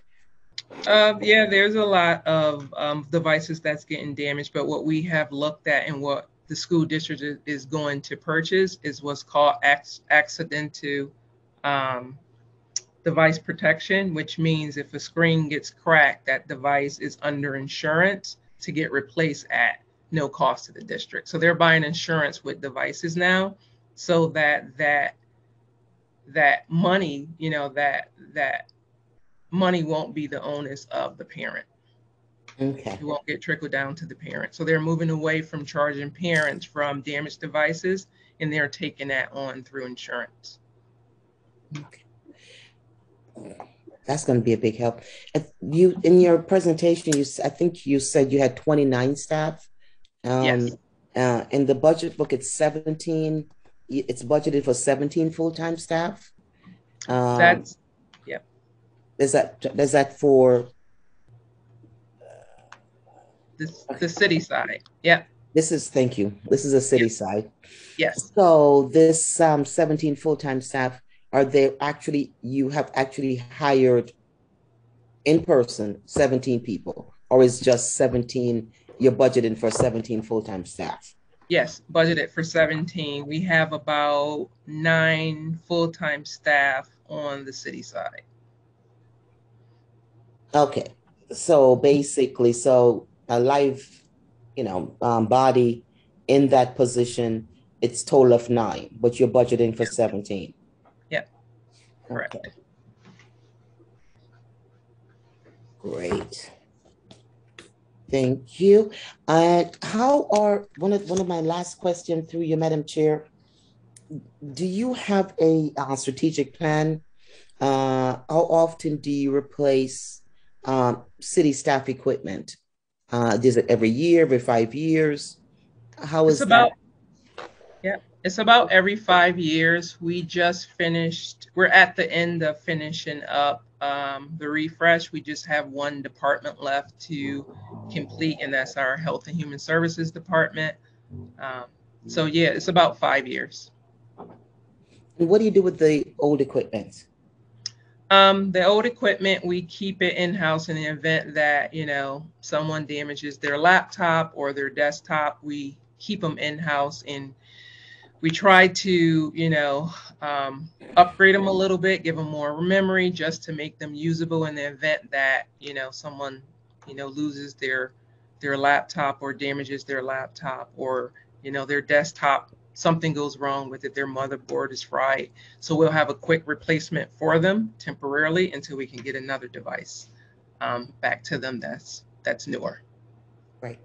So when we all went out on in a pandemic and we were all, working from home, what was the workload like to try to get, everyone up to par of working electronically, and still provide the services to the residents? How did that go? And do you believe that the city is currently ready for the 21st century as far as equipment, as far as the knowledge base in using technology from your department to become much more efficient? So it took us about 2 days to about 2 to 3 days for us to get the city staff up and running with devices. It was a really quick turnaround. We had a space here at Constitution Plaza that we turned into a workroom, and we had, and this was both the city and the school. So we had specific days for city staff to come, specific days for school staff to come, and we sat down with them and gave them, a quick run through on how to, connect via VPN and to get to their data and their information that they need to do their positions. Since the refresh, we have equipped people with technology that's more than efficient to last them for another four years, and they have the ability to connect remotely and work from anywhere. That's part of our rebuild of our infrastructure we made it more robust to sustain all of that, connection from outside. It was a big strain on security, but we have that under wrap now, and we're more than with the multi-factor. You can't access email from outside without multi-factor. So that helps mitigate people's credentials from being compromised and, threat actors remoting in and sending emails and, grabbing their data. So we're in a good spot. Great. Well, no, thank you for that. And awesome job. And I know if we didn't thank you in this year's budget, I just want to thank you for getting us through. You were extremely valuable to the town clerk's office in getting the election, for the presidential election. You guys really came through. So I also want to thank you for that and your foresight in working with the town clerk's office to have a successful presidential election. You're welcome. So all good things all around, and thank you again so very much for that. To you, Madam Chair, or not sure who's chairing the meeting. Okay, I'm sorry, Councilman Clark. I'm finished with all my questions. That's okay. Thank you, Councilwoman Surgeon. Any other questions for Director Snipes? Seeing none, Director Snipes, thank you very much for your presentation. It's always a pleasure to work with you and your team. You all are always responsive and diligent, and hopefully we can do something about this supply chain issue. So we can get some of our stuff delivered in time. Yep, it is hurting us. Yeah, really bad. Yeah. But thank you all so much for your work, and we do appreciate you. And you have a good night. You too. Thank you. Right. Thank you. Bye. Bye. Next, we have our budget presentations from the Department of Development Services. Director Matthews, does your team need a minute or two, or you all are ready to go? Oh, we're ready to go. Ready to go? Fired up and ready to go. DDS is always ready. All right. So without further ado, I will turn this presentation over to Director I. Charles Matthews, who is the Director of the Department of Development Services, and he does have his team with him to present. Well, thank you, Councilman, Council ladies. First of all, let me thank you all for the support you have given DDS over the time I've been here. Since July of 2020, I've had the opportunity to work with all of you, and we have tried to be as responsive as we could, as responsive as we can. And it's been a great working relationship. And I do appreciate all your questions and all your comments for improvement. And let me say again what I've said often to many of you, no question is crazy, and we're here to serve you. We fully understand that you have a number of constituents that will call you with a whole series of questions and problems, and you should not hesitate to call us. If I cannot answer your question directly, I am blessed to have a great staff of subject matter experts, from my Director of Planning, my Director of Economic Development, my Director of L&I, my Director of Housing, Small Business, and and I am really blessed. So they're all on the line today. So if I stumble and fall, I'll lean back and see if they can answer the question you may have. My goal is not to have any questions we can't answer. So once we finish this presentation, we'll be done. That's my goal. I'd like to make a suggestion. We have 6 functional areas, and I think I would suggest it would be more informative for the council that as we go through a slide, our slides that you have already noted, no doubt, are very informational. So as we go through a function, whether it's economic development or housing, or whatever it may be, I would like to pause and take your questions then, as opposed to me trying hard to read all this material and then taking all that time and then saying, if you have any questions. I just think for your point of view, since in the past you've had so many questions from DDS, it may be more helpful if I pause after each functional presentation and have you frame your questions then. If that's all right with you, Mr. Chair or Madam Chair, who's ever chairing right this moment. That'll be me. And just for point of clarification, are you going through the slides by division? Yes. Okay. Hopefully you have the deck, and we're going to put the deck on the screen so you'll be able to see it by division. Yes. Okay. So, yep. So after you get done with each division, we'll pause to do questions for that particular slide deck under that division. Great. The first slide is the our mission statement. I think it's fair to say if you look at this mission statement over last year, because of a number of questions that we have had from council over the year, we have added affordable housing. Basically, the mission of DDS is to improve the quality of life for the people who live in this city.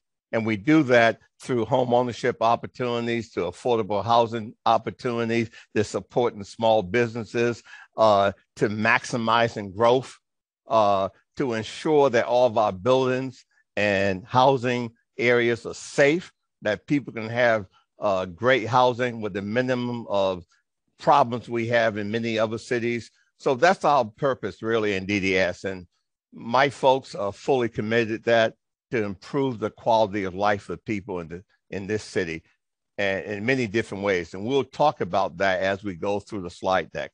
Next one. It's my understanding that council had a number of questions about organizational chart and the vacancy. We put this chart together to clearly show that the dark blue is grant funded. That's mainly in housing. And you may not know, our director of blight and housing code enforcement is a grant funded position. And all of the blue are those current employees we have in place. And the red, as you may suspect, is obviously our vacancies. If you count the red up, there are roughly 18 spots that are vacant as we speak today. And probably in the next couple of weeks, we'll be losing another 2 people. So that'll take us to 20. But also in the next couple of weeks, we'll be bringing on board roughly 4 people or so. So net, we have about 15 vacancies.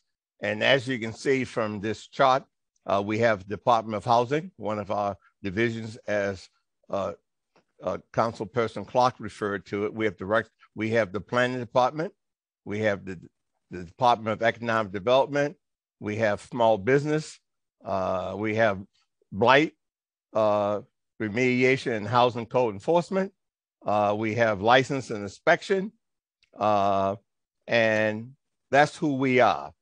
And we try our best to perform in all of those divisions. And let me say this at the outset. Although we have many vacancies, I think it's fair to say that our people truly understand their mission, and they work hard and they work long hours with very little complaint to make sure we get the job done and make sure we serve the people of the city. There's no question that we have more opera dollars hitting the street. It's spring, and a lot of people putting on their porches and redoing their basements, and we have all kinds of economic development projects going on around the city.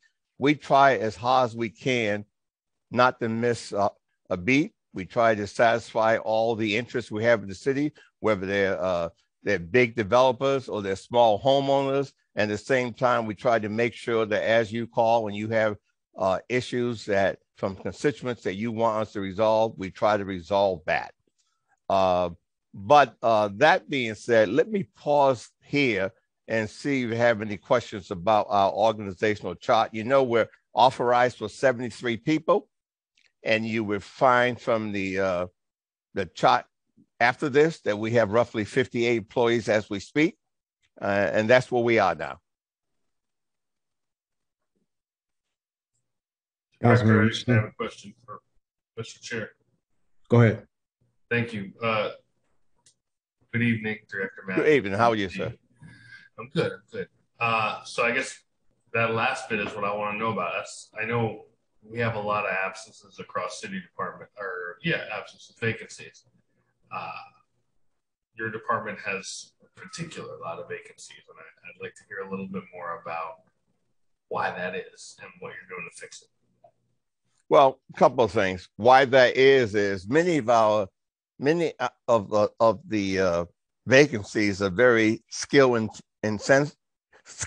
focused. So in this day and age, you will find whether it's state of Connecticut with all the vacancies they now have, or whether it's DDS, we try as hard as we can to find employees who can fit into buildings and inspections, employees who can be planners, employees who may have ABOs, assistant building officials. These are, in many respects, tough skill sets.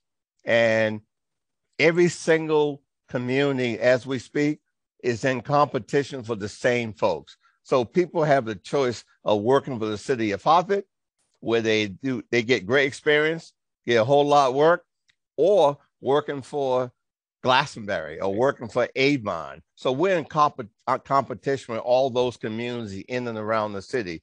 How do we fix it? Let me just go quickly.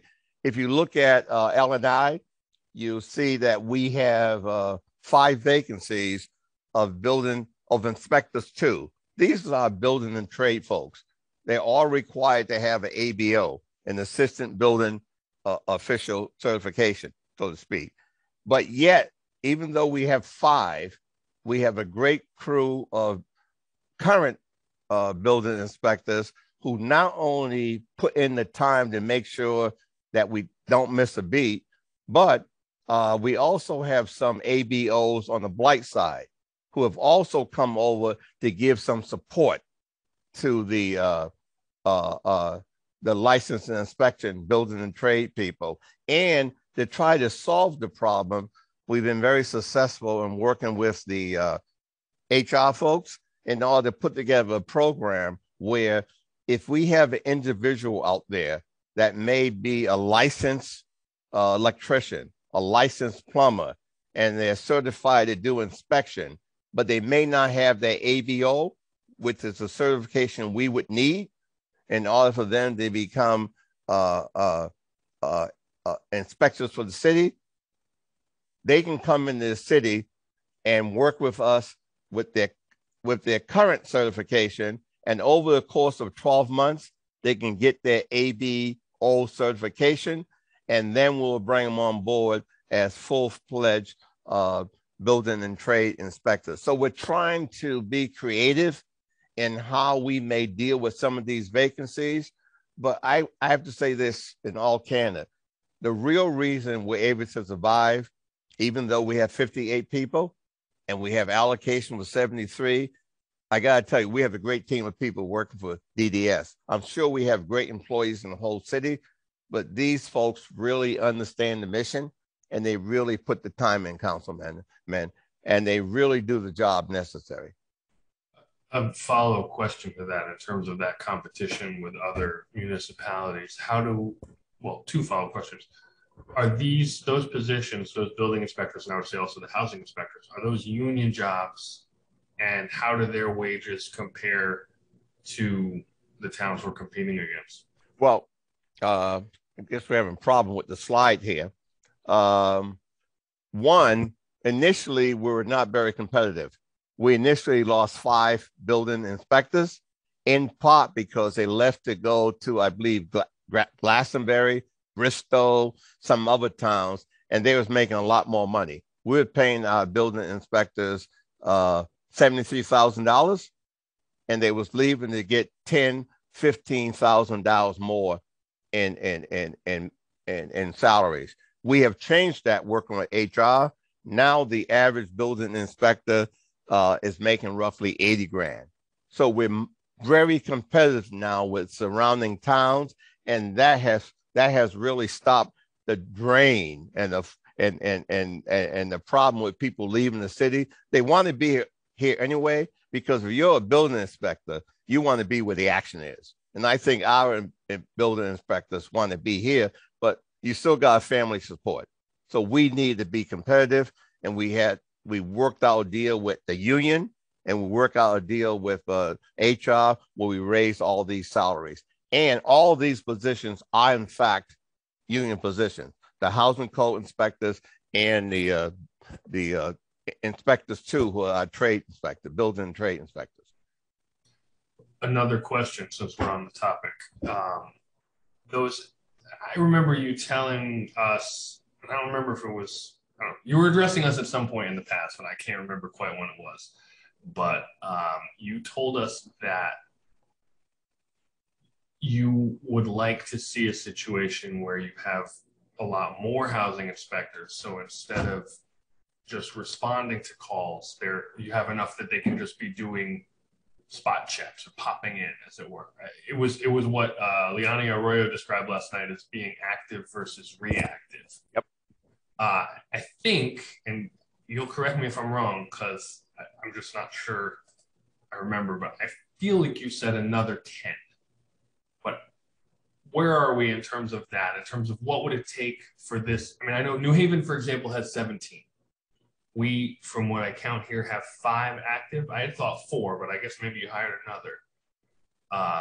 And 1 to be filled. Oh, maybe 6 active? I saw that your cursor just went over there. Regardless, I mean, it seemed, I know the city used to have like 20. Where do we need to be realistically? First of all, let me say, Councilman, do you have that comment by me on tape? Huh? No, it's on tape somewhere. I just have to pour over the YouTube records. But I mean, I'm just trying to last year, you may recall the council gave us an additional number of positions.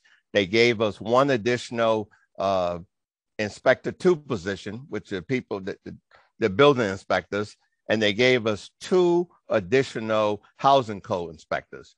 So we now have been allotted 8 housing code inspectors, my numbers right, and we have 7 building code inspectors. I believe it might be 8.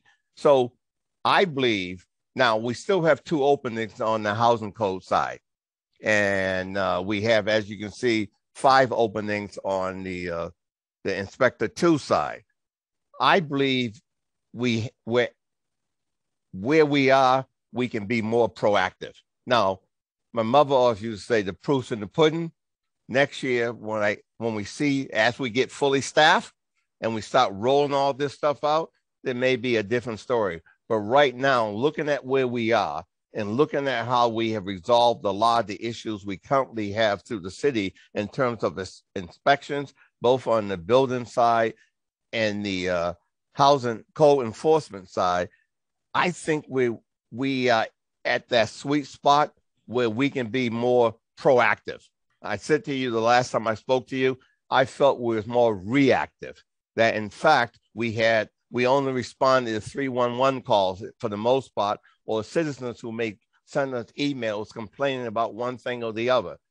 I think given what we're going to try to do now on the housing code side, we're going to break the city up into grids of 8. eight grid city, and we're going to have our 8 inspectors out there. Each inspector will have a part of the city, and we'll be more proactive, I believe, in the future.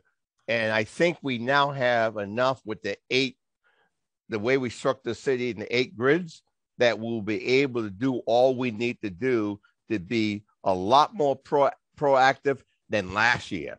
And again, I think we'll be in a much better position to prove that out as we go through the next 12 months. But I think we are where we can be. Well, let me just ask another question about that, because a lot more proactive than last year is a low bar. And I mean, I look at other, like New Haven has 17, Rochester, which is only a little bit bigger than us, has 30.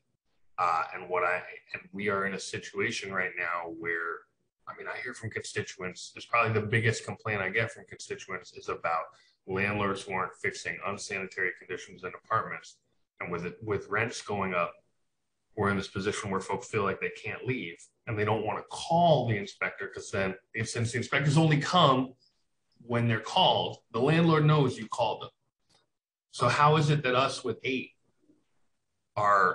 we can be proactive when comparable cities, and comparable cities, by the way, with similar, housing stock, New Haven, Rochester, old industrial cities, have 2 or 3 or 4 times as many inspectors. I mean, I have faith in the ability of these people to do their best, don't get me wrong, but it doesn't seem possible that they can do enough. Well, let me try it this way. Hartford is 18 square miles. We have ton of parcels, a lot of housing. So you could make the argument that if we had 100 housing code inspectors, we'll do a better job. Nobody's going to argue against that. What I'm saying to you right now, we still have to prove the theory. I understand that maybe New Haven and other towns may have 17.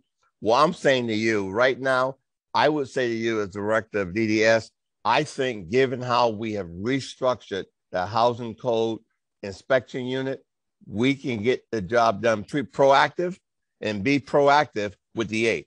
Are we going to solve every single problem? Does that mean you're not going to get a call from some constituent saying that maybe we may not have addressed that issue in a timely fashion? I can say to you, Councilman, if I have 50 of them, you're going to still get that call. So all I'm saying to you is right now, and again, the proof's in the pudding, let's talk about next year. Right now, I think that with the new design we're putting in housing code inspection, we can get the job done and be proactive at it. That's my I want to be clear. I haven't actually heard very much that the inspectors aren't coming in a timely way. That's not, you know what I'm saying? Like, I want to be clear. It seems like the inspectors who are there are doing their job, but I'm skeptical. Oh, well, let me put it this way. You said if we had 50, we'd do better. If we had 20, we'd do better. And a year is a long time to wait for folks who have no way to move and are afraid to call because they think they'll get harassed by their landlord. So, well, I'm certain there are folks out there who may be afraid to call. You never say never, but I gotta tell you, the folks we hear, they have no fear. They have no fear whatsoever, Councilman, and they will call and they will let you know exactly what's going on. But so I understand there may be some people out there who may be afraid to call. We have not seen much of that. But all I can say to you is right now with the plan we have in place, we do have to bring on 2 more inspectors, no question. But once we bring those inspectors on board, we're going to fully implement our new system. And I'm convinced we're going to do well with it. So I'm sorry to keep harping on this, but last question. You said this plan, which is dividing the city into 8 chunks. Yep. Is that so does that include then having the inspectors not simply respond to calls from their assigned area, but affirmatively just go and do inspections when no one calls? Yes.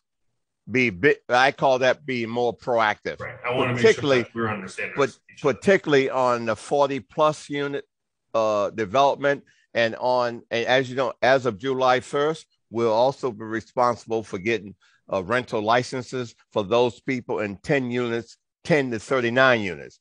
Yes. And is that plan that you're talking about, is it written out? Is it a thing that we can see? Yes, we can share that.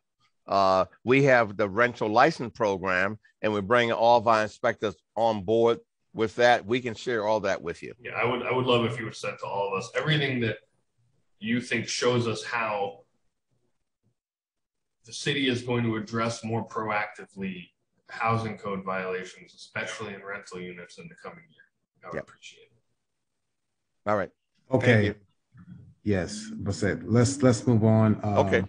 And once you get to the rest of this slide deck for this division, then we'll stop to have questions about the entire portion of that slide deck. So you just want me to move through it? Yeah, move through it. Okay. Next slide. We, as I understand, you wanted a staff breakdown. This one is pretty clear. In terms of the city, people who live in the city is 51%, almost 52%. Non-city residents, 48%. You see the breakdown here by race and ethnicity, 20% Hispanic, Latinx, and 36% African-American and Black. Roughly well over 50% people of color, and a good breakdown on males and females. I won't spend a lot of time here. We have a total of 58 employees as of April within DDS. Next slide. On this slide, I thought what I would do is so many words here. I thought I would hit you can read it as well as I can read it. We have roughly some key areas to talk about here. North Hartford, North Crossings, Parcel C. You may know that right adjacent to the stadium, that development is on track. My understanding that in June, they will start leasing that site.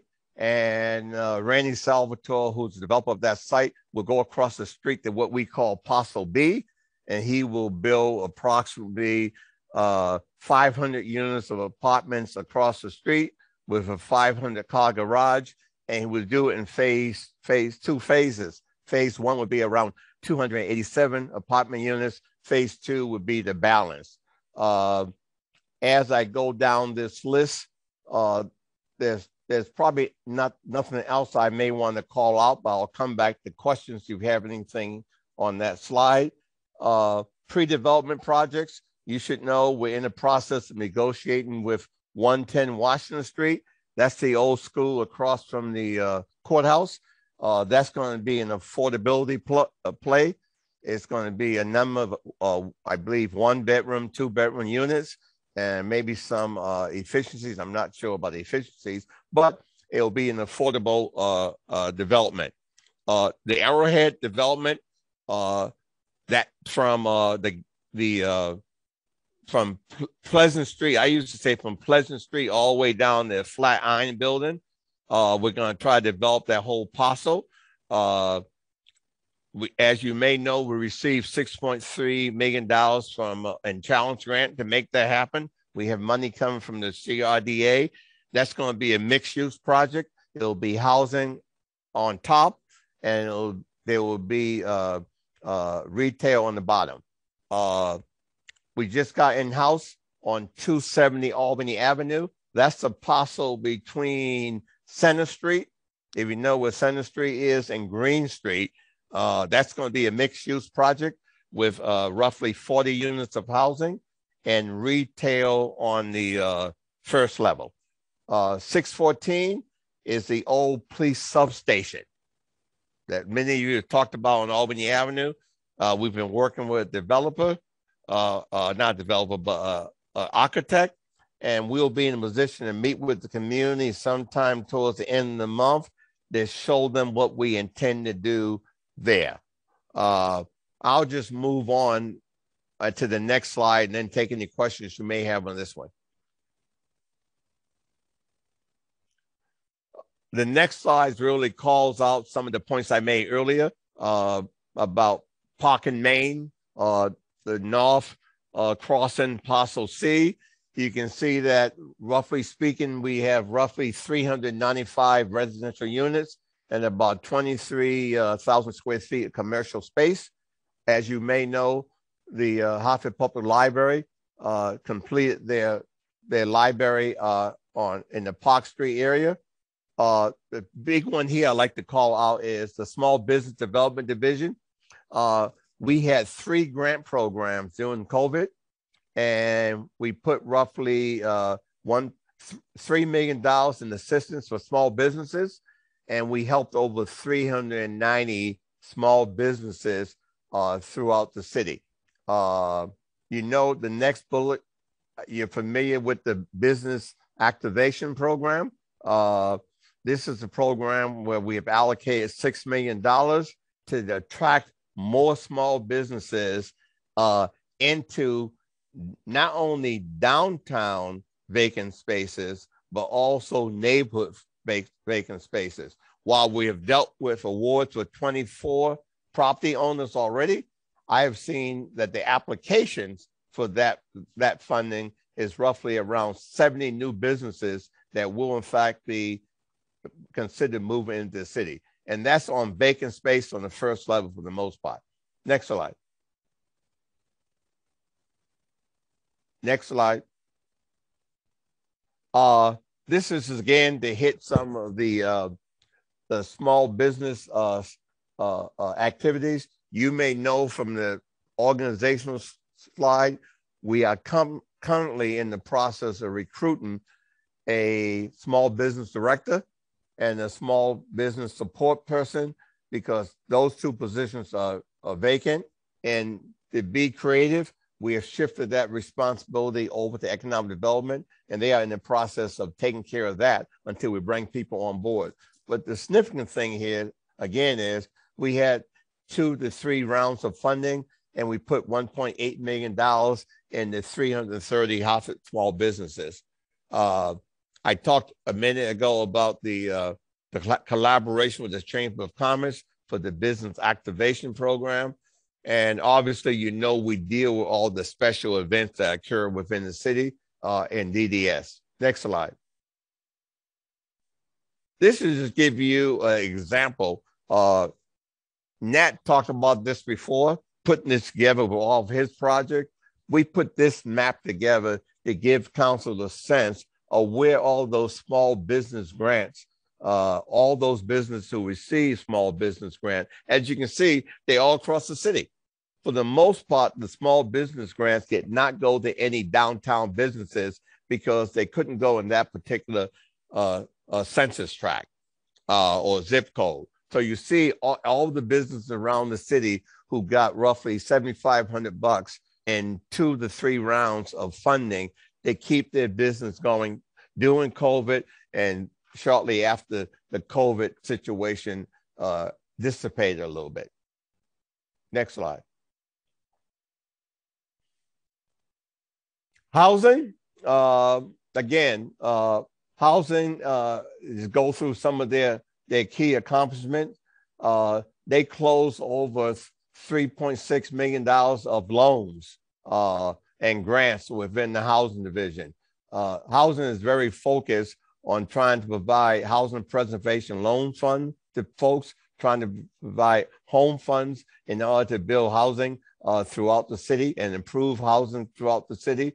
$3.6 billion resulted in leveraging almost $13 million. Next bullet indicate 57 residential units were rehabilitated.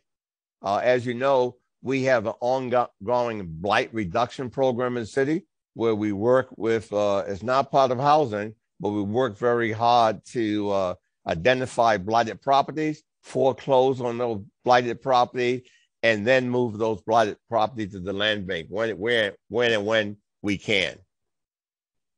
Next slide. I'm just trying to go through them now in order for you guys to get to your questions.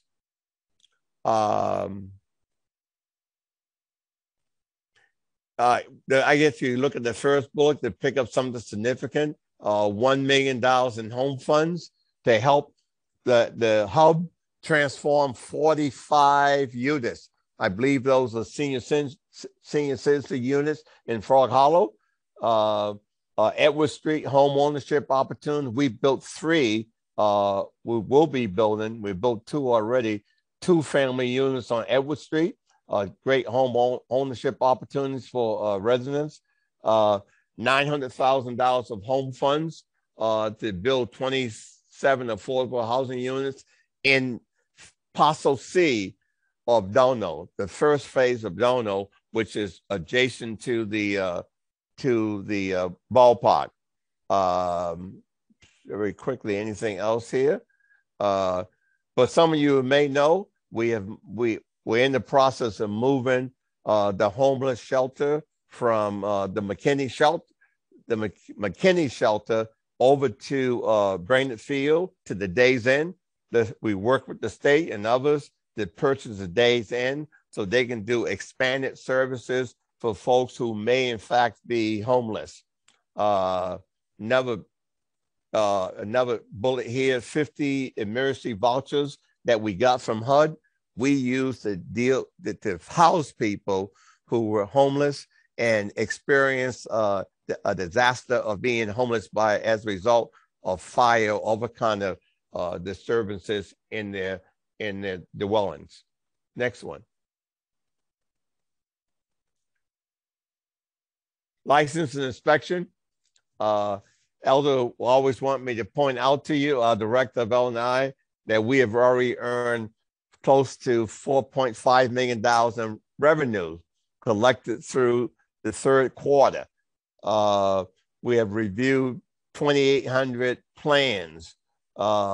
We have had 7,400 building and trade inspections.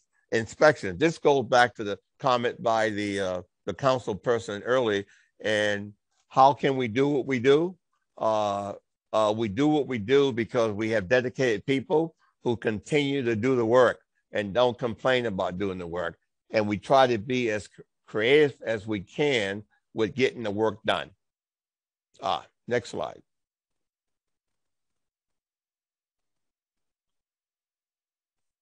This is blight remediation and housing code enforcement. It was mentioned before that we're budgeted for 8 housing code inspectors. And as I said earlier, we intend to divide the city into 8 grids and use those housing code inspectors to not only do what they do in terms of dealing with the everyday problems that renters and others will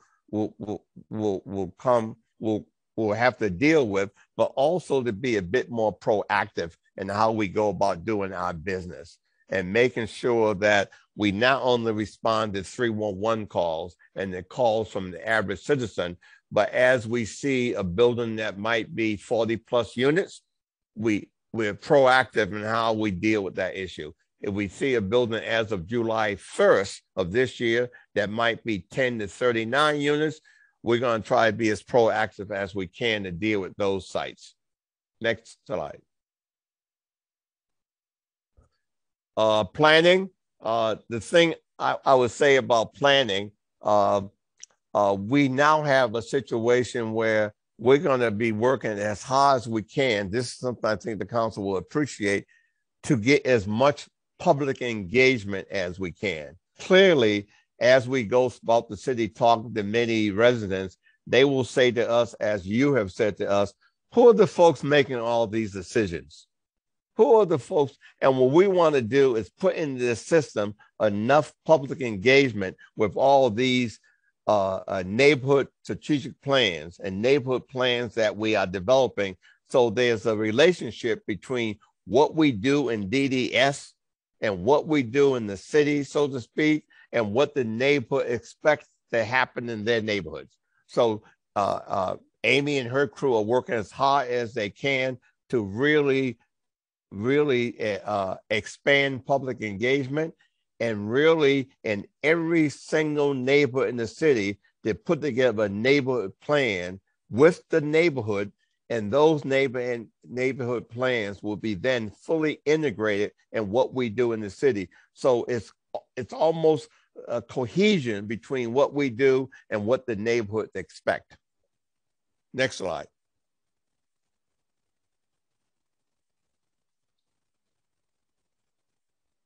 I mentioned this earlier, long-range planning, Arrowhead Gateway. When we talk about the Arrowhead Gateway long-range planning, that's mainly from mainly from the those of you who know the Flatiron Building, from the Flatiron Building all the way down to Sim Street on North Main Street, and from the Flatiron Building all the way down to Green Street on Albany Avenue.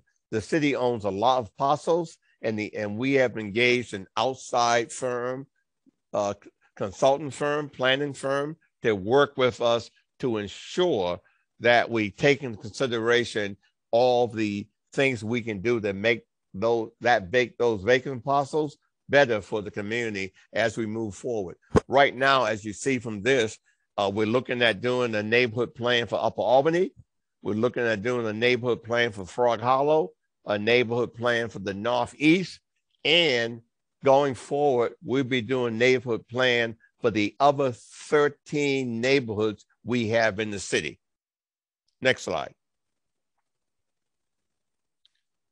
This slide just, generally speaking, show you the monies that we have, the general fund dollars that we're spending here in this in the department, the Section 8 dollars that we're spending over time.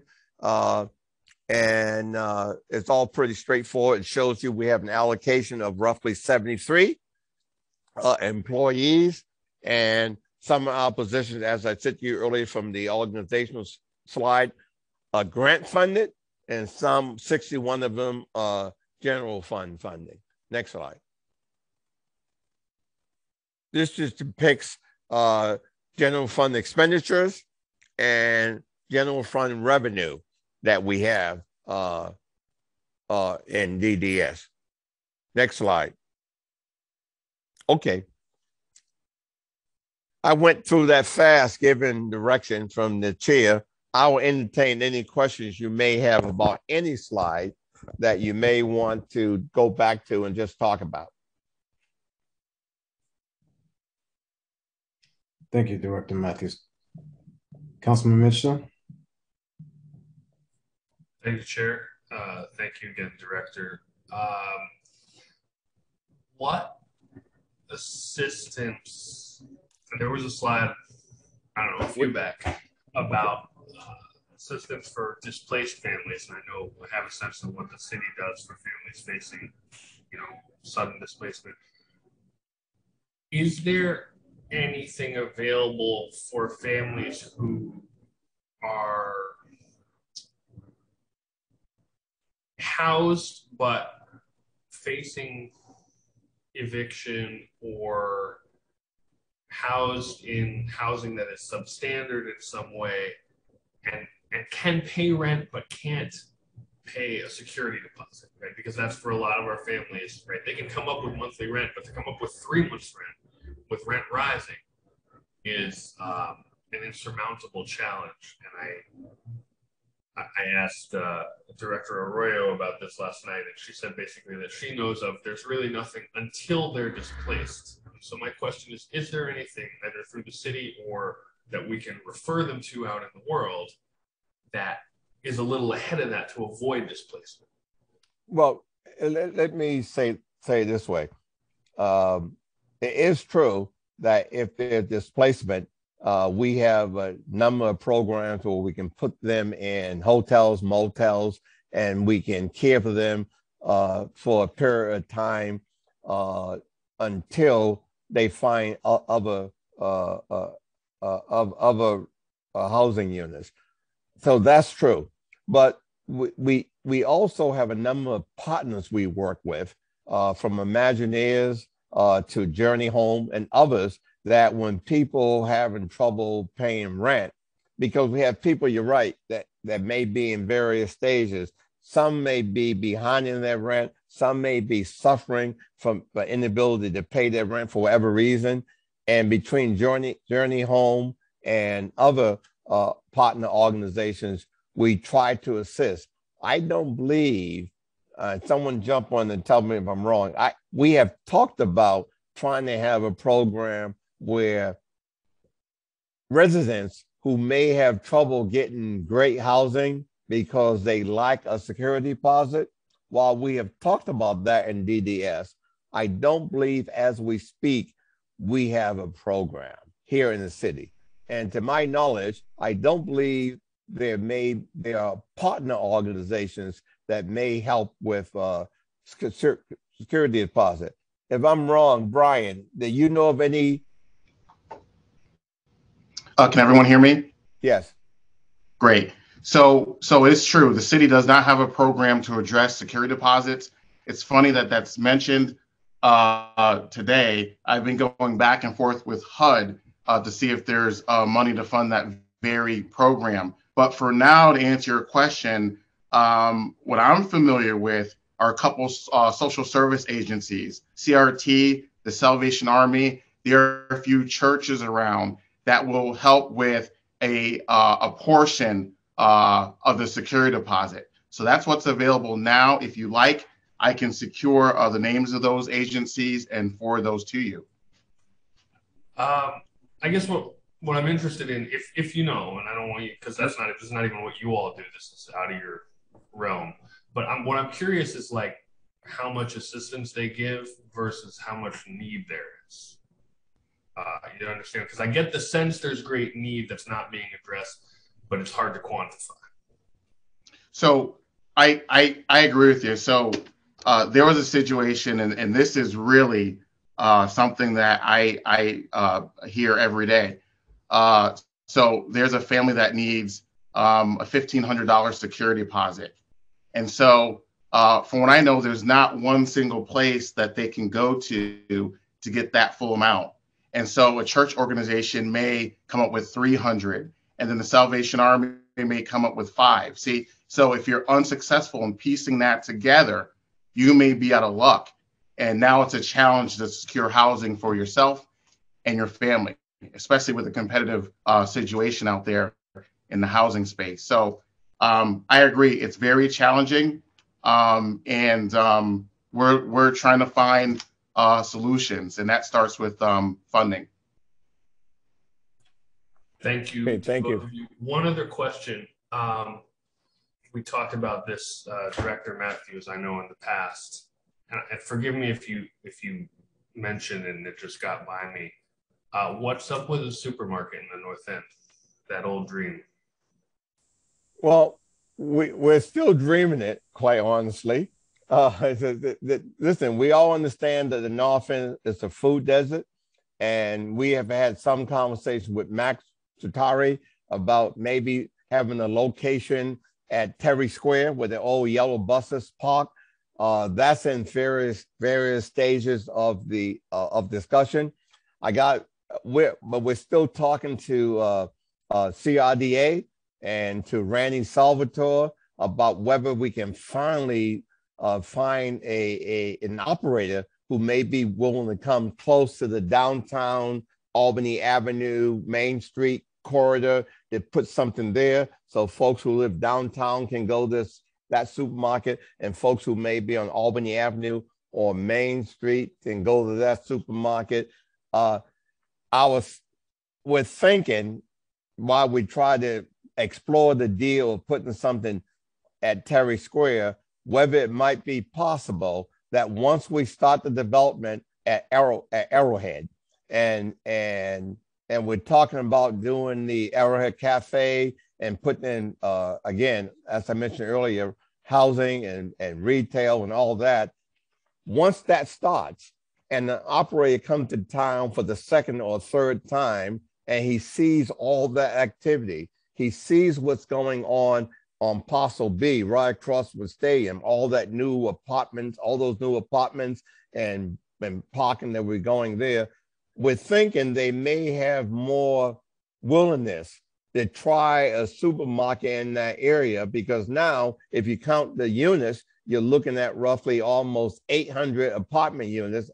who knows how many people that might be, and you look at the whole Albany Avenue corridor and the whole Main Street corridor. So I think the jury is still out on where we may finally settle this with a place for the supermarket, but we're looking at both possibilities. We're looking at that corridor we've been talking about a long time in and around the Albany Avenue Main Street area, and we're looking at whether or not the max idea of trying to put it at Terry Square will be feasible. It's just difficult to pull it all together and try to have an operator and try to pull together the funding stack. On that point, I know I brought up a while back the idea of us doing what a number of cities around the country have done, which is to just run our own grocery store. And I wonder, one, if you've looked into that, or two, if that needs more like formal study, what do you think it would cost to fund a feasibility study of that? Well, I do recall you said that the last meeting, and I have that on tape. But that's true. I have looked into that, and I have called one provider to see if they would be interested in expanding their business plan to, in fact, become a retail operator. Because let's face it, if we can't get the Whole Foods and the Stop and Save and all the other folks that come to town, maybe we have to create our own entity to do what we need to have done. So I am trying to reach out to this one entity that I hope will have the business acumen to try something like that. Because quite honestly, we have a lot of dollars in place to make this happen. So it's not a great risk for someone to step in this space. We just have been unsuccessful in finding an operator. But I have talked to at least one person pursuant to the last conversation we had on this matter. Stay tuned, as they say. Are you still there? You guys lose Sorry, me? I was having a little trouble muting. Thank you. Almost okay. Thank you, Chairman. Yeah. All right. All right. Thank you. Councilman Mitchell, I think I sent you a note. I think you should consider forming a task force regarding some of these housing issues. And I can work with you on that. Looks like Councilman Gale, you have a question? Oops. Sure. Thank you. Couple of questions, hopefully quick ones. Director Matthews, 270 Main Street, 270 Albany Avenue, rather. Yes. You mentioned a project there. Can I assume that the project that's there is going to preserve the facade of the building that's at the corner? Yes, that building is a historic building, and we're going to preserve it. We've allocated roughly $500,000 towards preservation of that building. We have allocated $3 million to assist the development of that whole block. We have what we think is an exciting proposal that will probably be roughly 40 housing units, three to four floors, and retail on the street level. Great. This is a comment for Director Brian Matthews to the list of places that provide security deposits. I've in the past been very successful getting security deposits from folks from my sister's place. So you can add them to that list.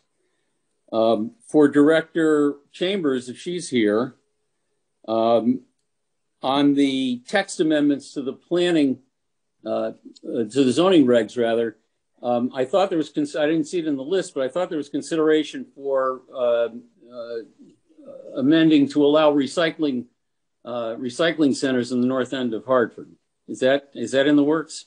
That is an application that we have that's pending public hearing. So the list that was on the screen was a list of text amendments that have been approved over the course of the fiscal year.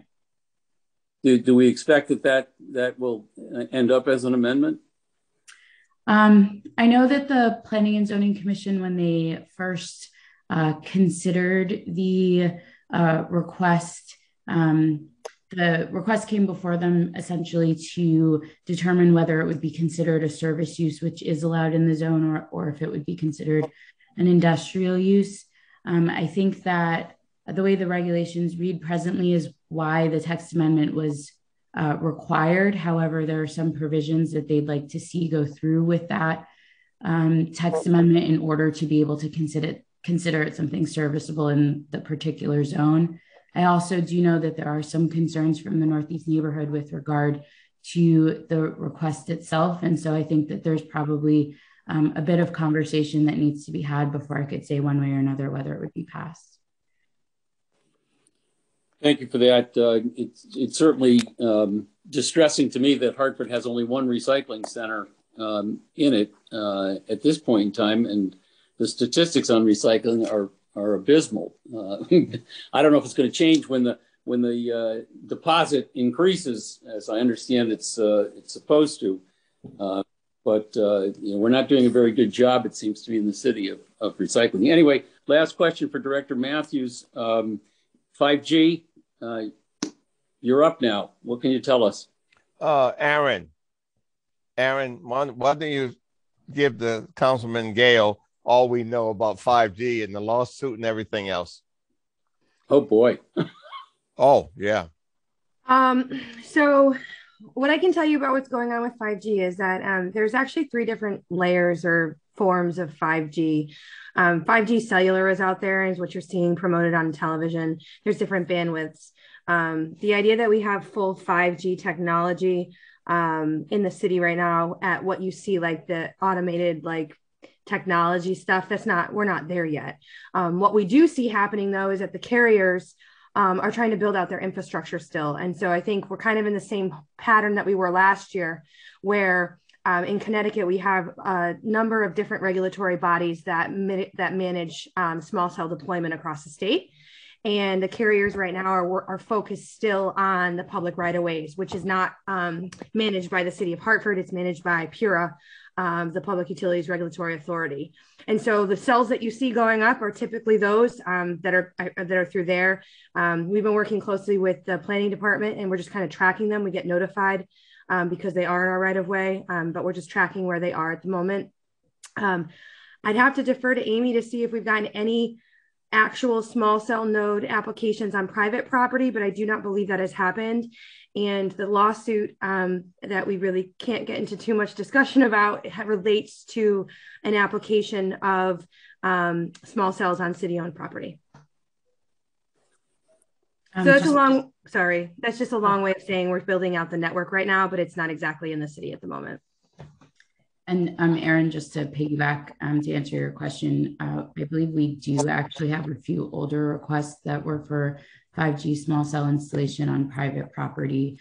We've not had very many in the last year and a half, but I think that there were a couple older ones. Thanks very much, everybody. Welcome. Thank you very much. Any other questions from my colleagues? Councilwoman Surgeon. Thank you, Mr. Chair. Mr. Matthews, good evening, sir. Thank you for your presentation. It's always a wealth of information. It's more of a comment more than a question. Just want to thank you and your staff for an awesome job you guys have done this year.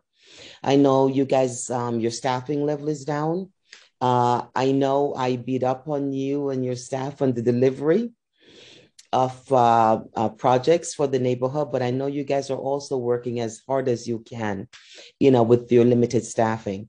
So I just wanted to thank you for 2022 and looking forward to working with you and your staff in fiscal year 2023 and all those projects we have on the table.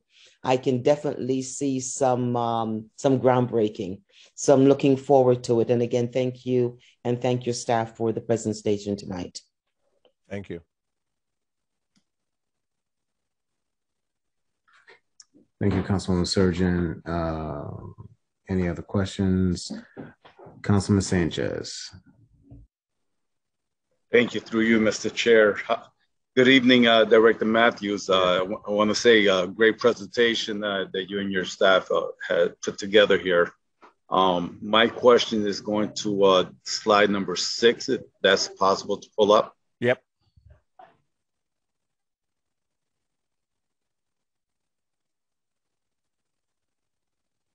Is this 6? Yes. Yep. So I'd like to touch on the ARPA funds that was allocated to the Chamber of Commerce. Can you tell us what's the status? How many businesses has it helped? And the reason why I'm asking this is because I've been receiving several calls almost constantly as to what are the next steps. They haven't received any calls. Who makes the final decisions on these awards? Well, let me do this, and now Aaron jump in, and she's taking the lead on this. As you see from the bullet, it suggests that we have already funded 24 property owners. I do know the last time I had a conversation with Julio Concepcion, who leads the Hartford Chamber of Commerce, he had at least 70 applications. Now, they all have not yet been approved, but he has 70 applications. And the way this works, Julio is charged and the chamber is charged with responsibility to vet all the applications, and then they send it over to us for approval. We go through it, make sure it's consistent with zoning, make sure we don't have any questions about it, and then we sign off on it, and it goes back to the chamber. That's generally speaking how it works. But Aaron, if I missed something, jump in. Sure. I was actually just trying to pull up to see how many full applications we've actually received. We've been kind of approving them as we go. I think it's really important to note that the purpose of the program is trying to match vacant spaces with businesses. And so even though we've gotten a lot of interest from businesses, we still, in order for the funding to work and the program to work, we need to match the space with the business.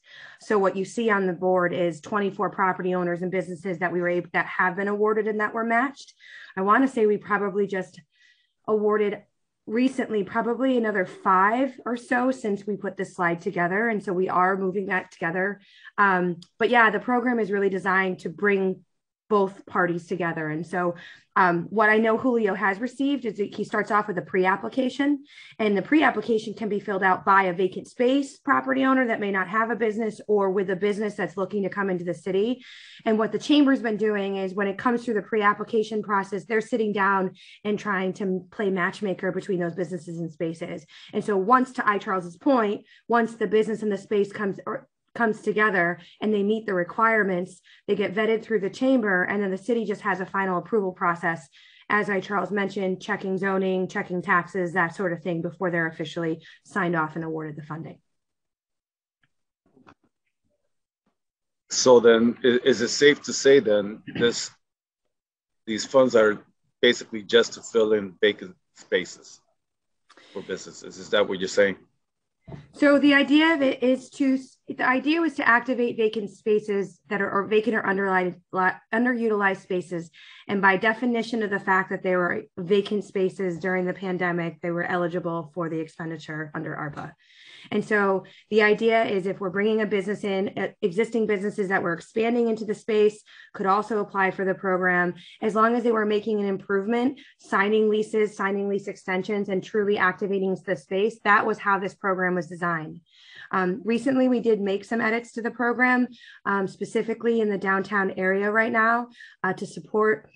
We had a number of existing businesses in downtown that are actually making significant investments into their space. And so the Heartlift program has been redesigned a bit in order to support those businesses in downtown that did survive the pandemic, who are making those types of space renovations into their spaces as part of this program as well. So we're probably going to see some more applications coming through over the next couple of months as it relates to that.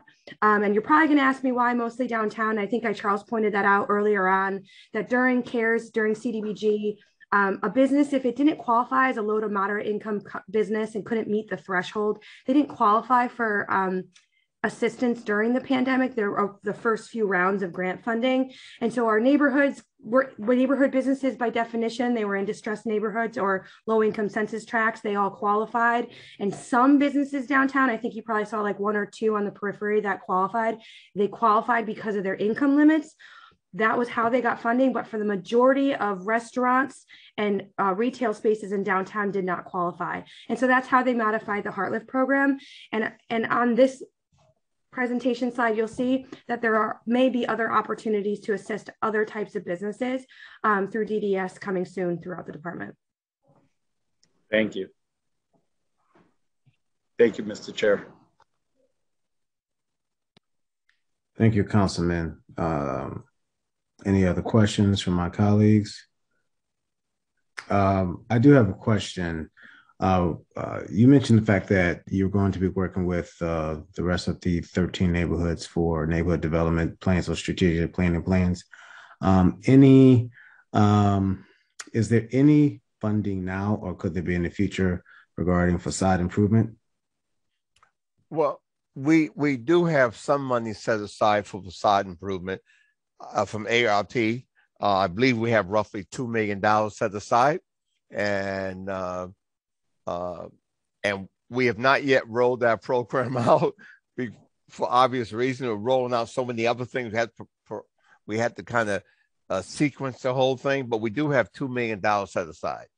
And there's another state program that's trying to do some facade programs. But I should say our goal is sometime in the next 2 or 3 months, as we roll out the balance of the HeartLift program, as we roll out the small business investment program, as we roll out Niner, Signer, and Habitat, that they're getting some dollars too. As we roll those programs out, then we're going to take a look at HECO, and we got to take a look at the facade program and see how we allow those to function and help in various neighborhoods.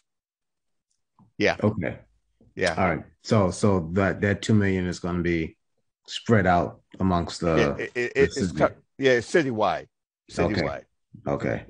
And could you just say when are we supposed to use? What's the time limit on us using up the ARP funds, or do we have to have a plan in place by, I think it's 2024?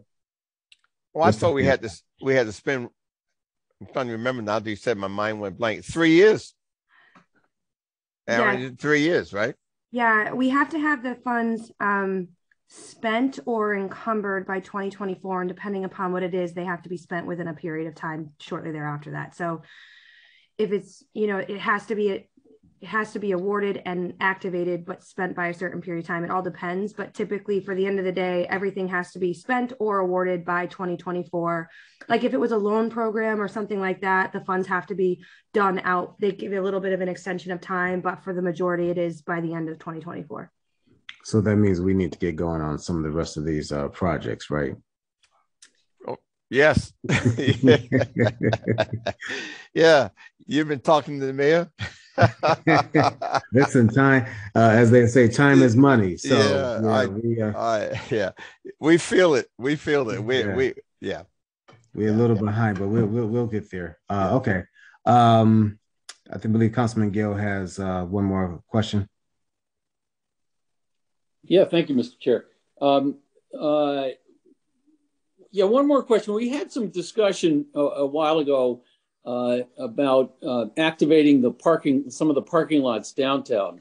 And there were some suggestions made about putting, either temporary structures or maybe even food trucks or containers along the street side of some of these parking lots. And I think some of the parking lot operators may have actually been interested in that, but I don't know. Is that got any life in your department? Is there anything happening with that department? Well, I have the food truck advocate in my department, and maybe Amy can help us answer that question. I think the short answer is that there has not been a ton of movement in that direction. However, Councilman, one of the things that the staff are working on presently is another text amendment related to outdoor markets, because there's a little bit of a gap in our regulations right now between temporary uses that are kind of more aligned with isolated events and permanent uses. And so we're trying to create some language to allow for longer term or mid-term uses on space, on parcels that don't involve the development of buildings, and really facilitate in an easier way things like the food truck park on Farmington Avenue and other sorts of similar open air type markets. So I think that's probably the first step in being able to really kind of, with open arms, allow for those types of uses and help to facilitate them in the easiest and least regulatory way possible. But I do think that there's more that can be done around actually the implementation piece and kind of organizing with those property owners. Thanks. Thank you, Councilman Gale.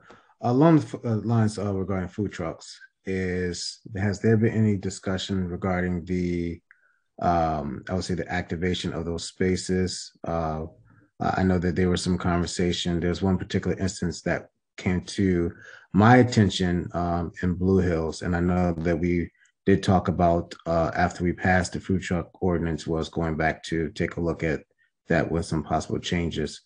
So has there been any additional discussions in your camp director chambers? I have a pretty regular meeting with Mingo Gomes from Hartford Parking, where his folks are out and about and kind of seeing how some of those areas and spaces are being utilized, probably more frequently than the folks on my team. We have had some conversation about ways in which we can try to encourage more use of some of the space in the downtown area. We do know that the spaces along Warme have been used and anticipate more usage of those spaces over the summer. There was a restriping plan put that was started to be drafted with regard to Warme, and we wanted to make sure to be mindful of and prioritize keeping room for the food trucks along that stretch of road. So we are keeping tabs on that. We also did go out, it was probably in mid to late fall, and put out signage in each of those locations. We had signs produced specifically for food trucks to know exactly where to park. And we recently, we know that HHS is coming up around to the time where they're going to be getting a lot of renewed permits. And so recently did connect just to have the list of approved trucks shared back with them and make sure that we can, initiate and facilitate any conversation around what needs to be improved as we go into the new season for food permitting. So we've been keeping tabs on it. I wouldn't say we have any massive changes that have been proposed to be made at this point in time, just really kind of small tweaks that help to kind of build upon the ways in which the trucks that are out there are using space. And there are definitely a few trucks that have been really consistent in, parking in a couple of those locations, which is good. Okay, great. Thank you for the explanation. Any other questions? Seeing none, hearing none, going once, going twice. Okay, I believe we are done. Director Matthews, thank you very much for your presentation. Very thorough as usual. I expected nothing less from a person of your caliber. Whoa. All right, I'll wait for the email. You let me know what you want. I can smell this coming.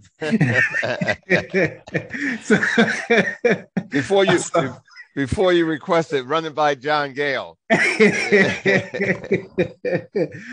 So thank you so much for your team, and we wish you a good night, and thank you very much for for the work that you're doing to get our city moving. So that concludes tonight's budget hearing for the Operations Management, Budget and Government Accountability Committee for fiscal year 23, the mayor's recommended budget. Thank you very much. And we will be back with you on Monday for our regular scheduled council meeting. At 6 o'clock begins the public comment, and at 7 o'clock, we will have our council meeting, and it will be virtual. So thank you very much. Continue to be safe and take care of yourself. Have a good night. Thank you.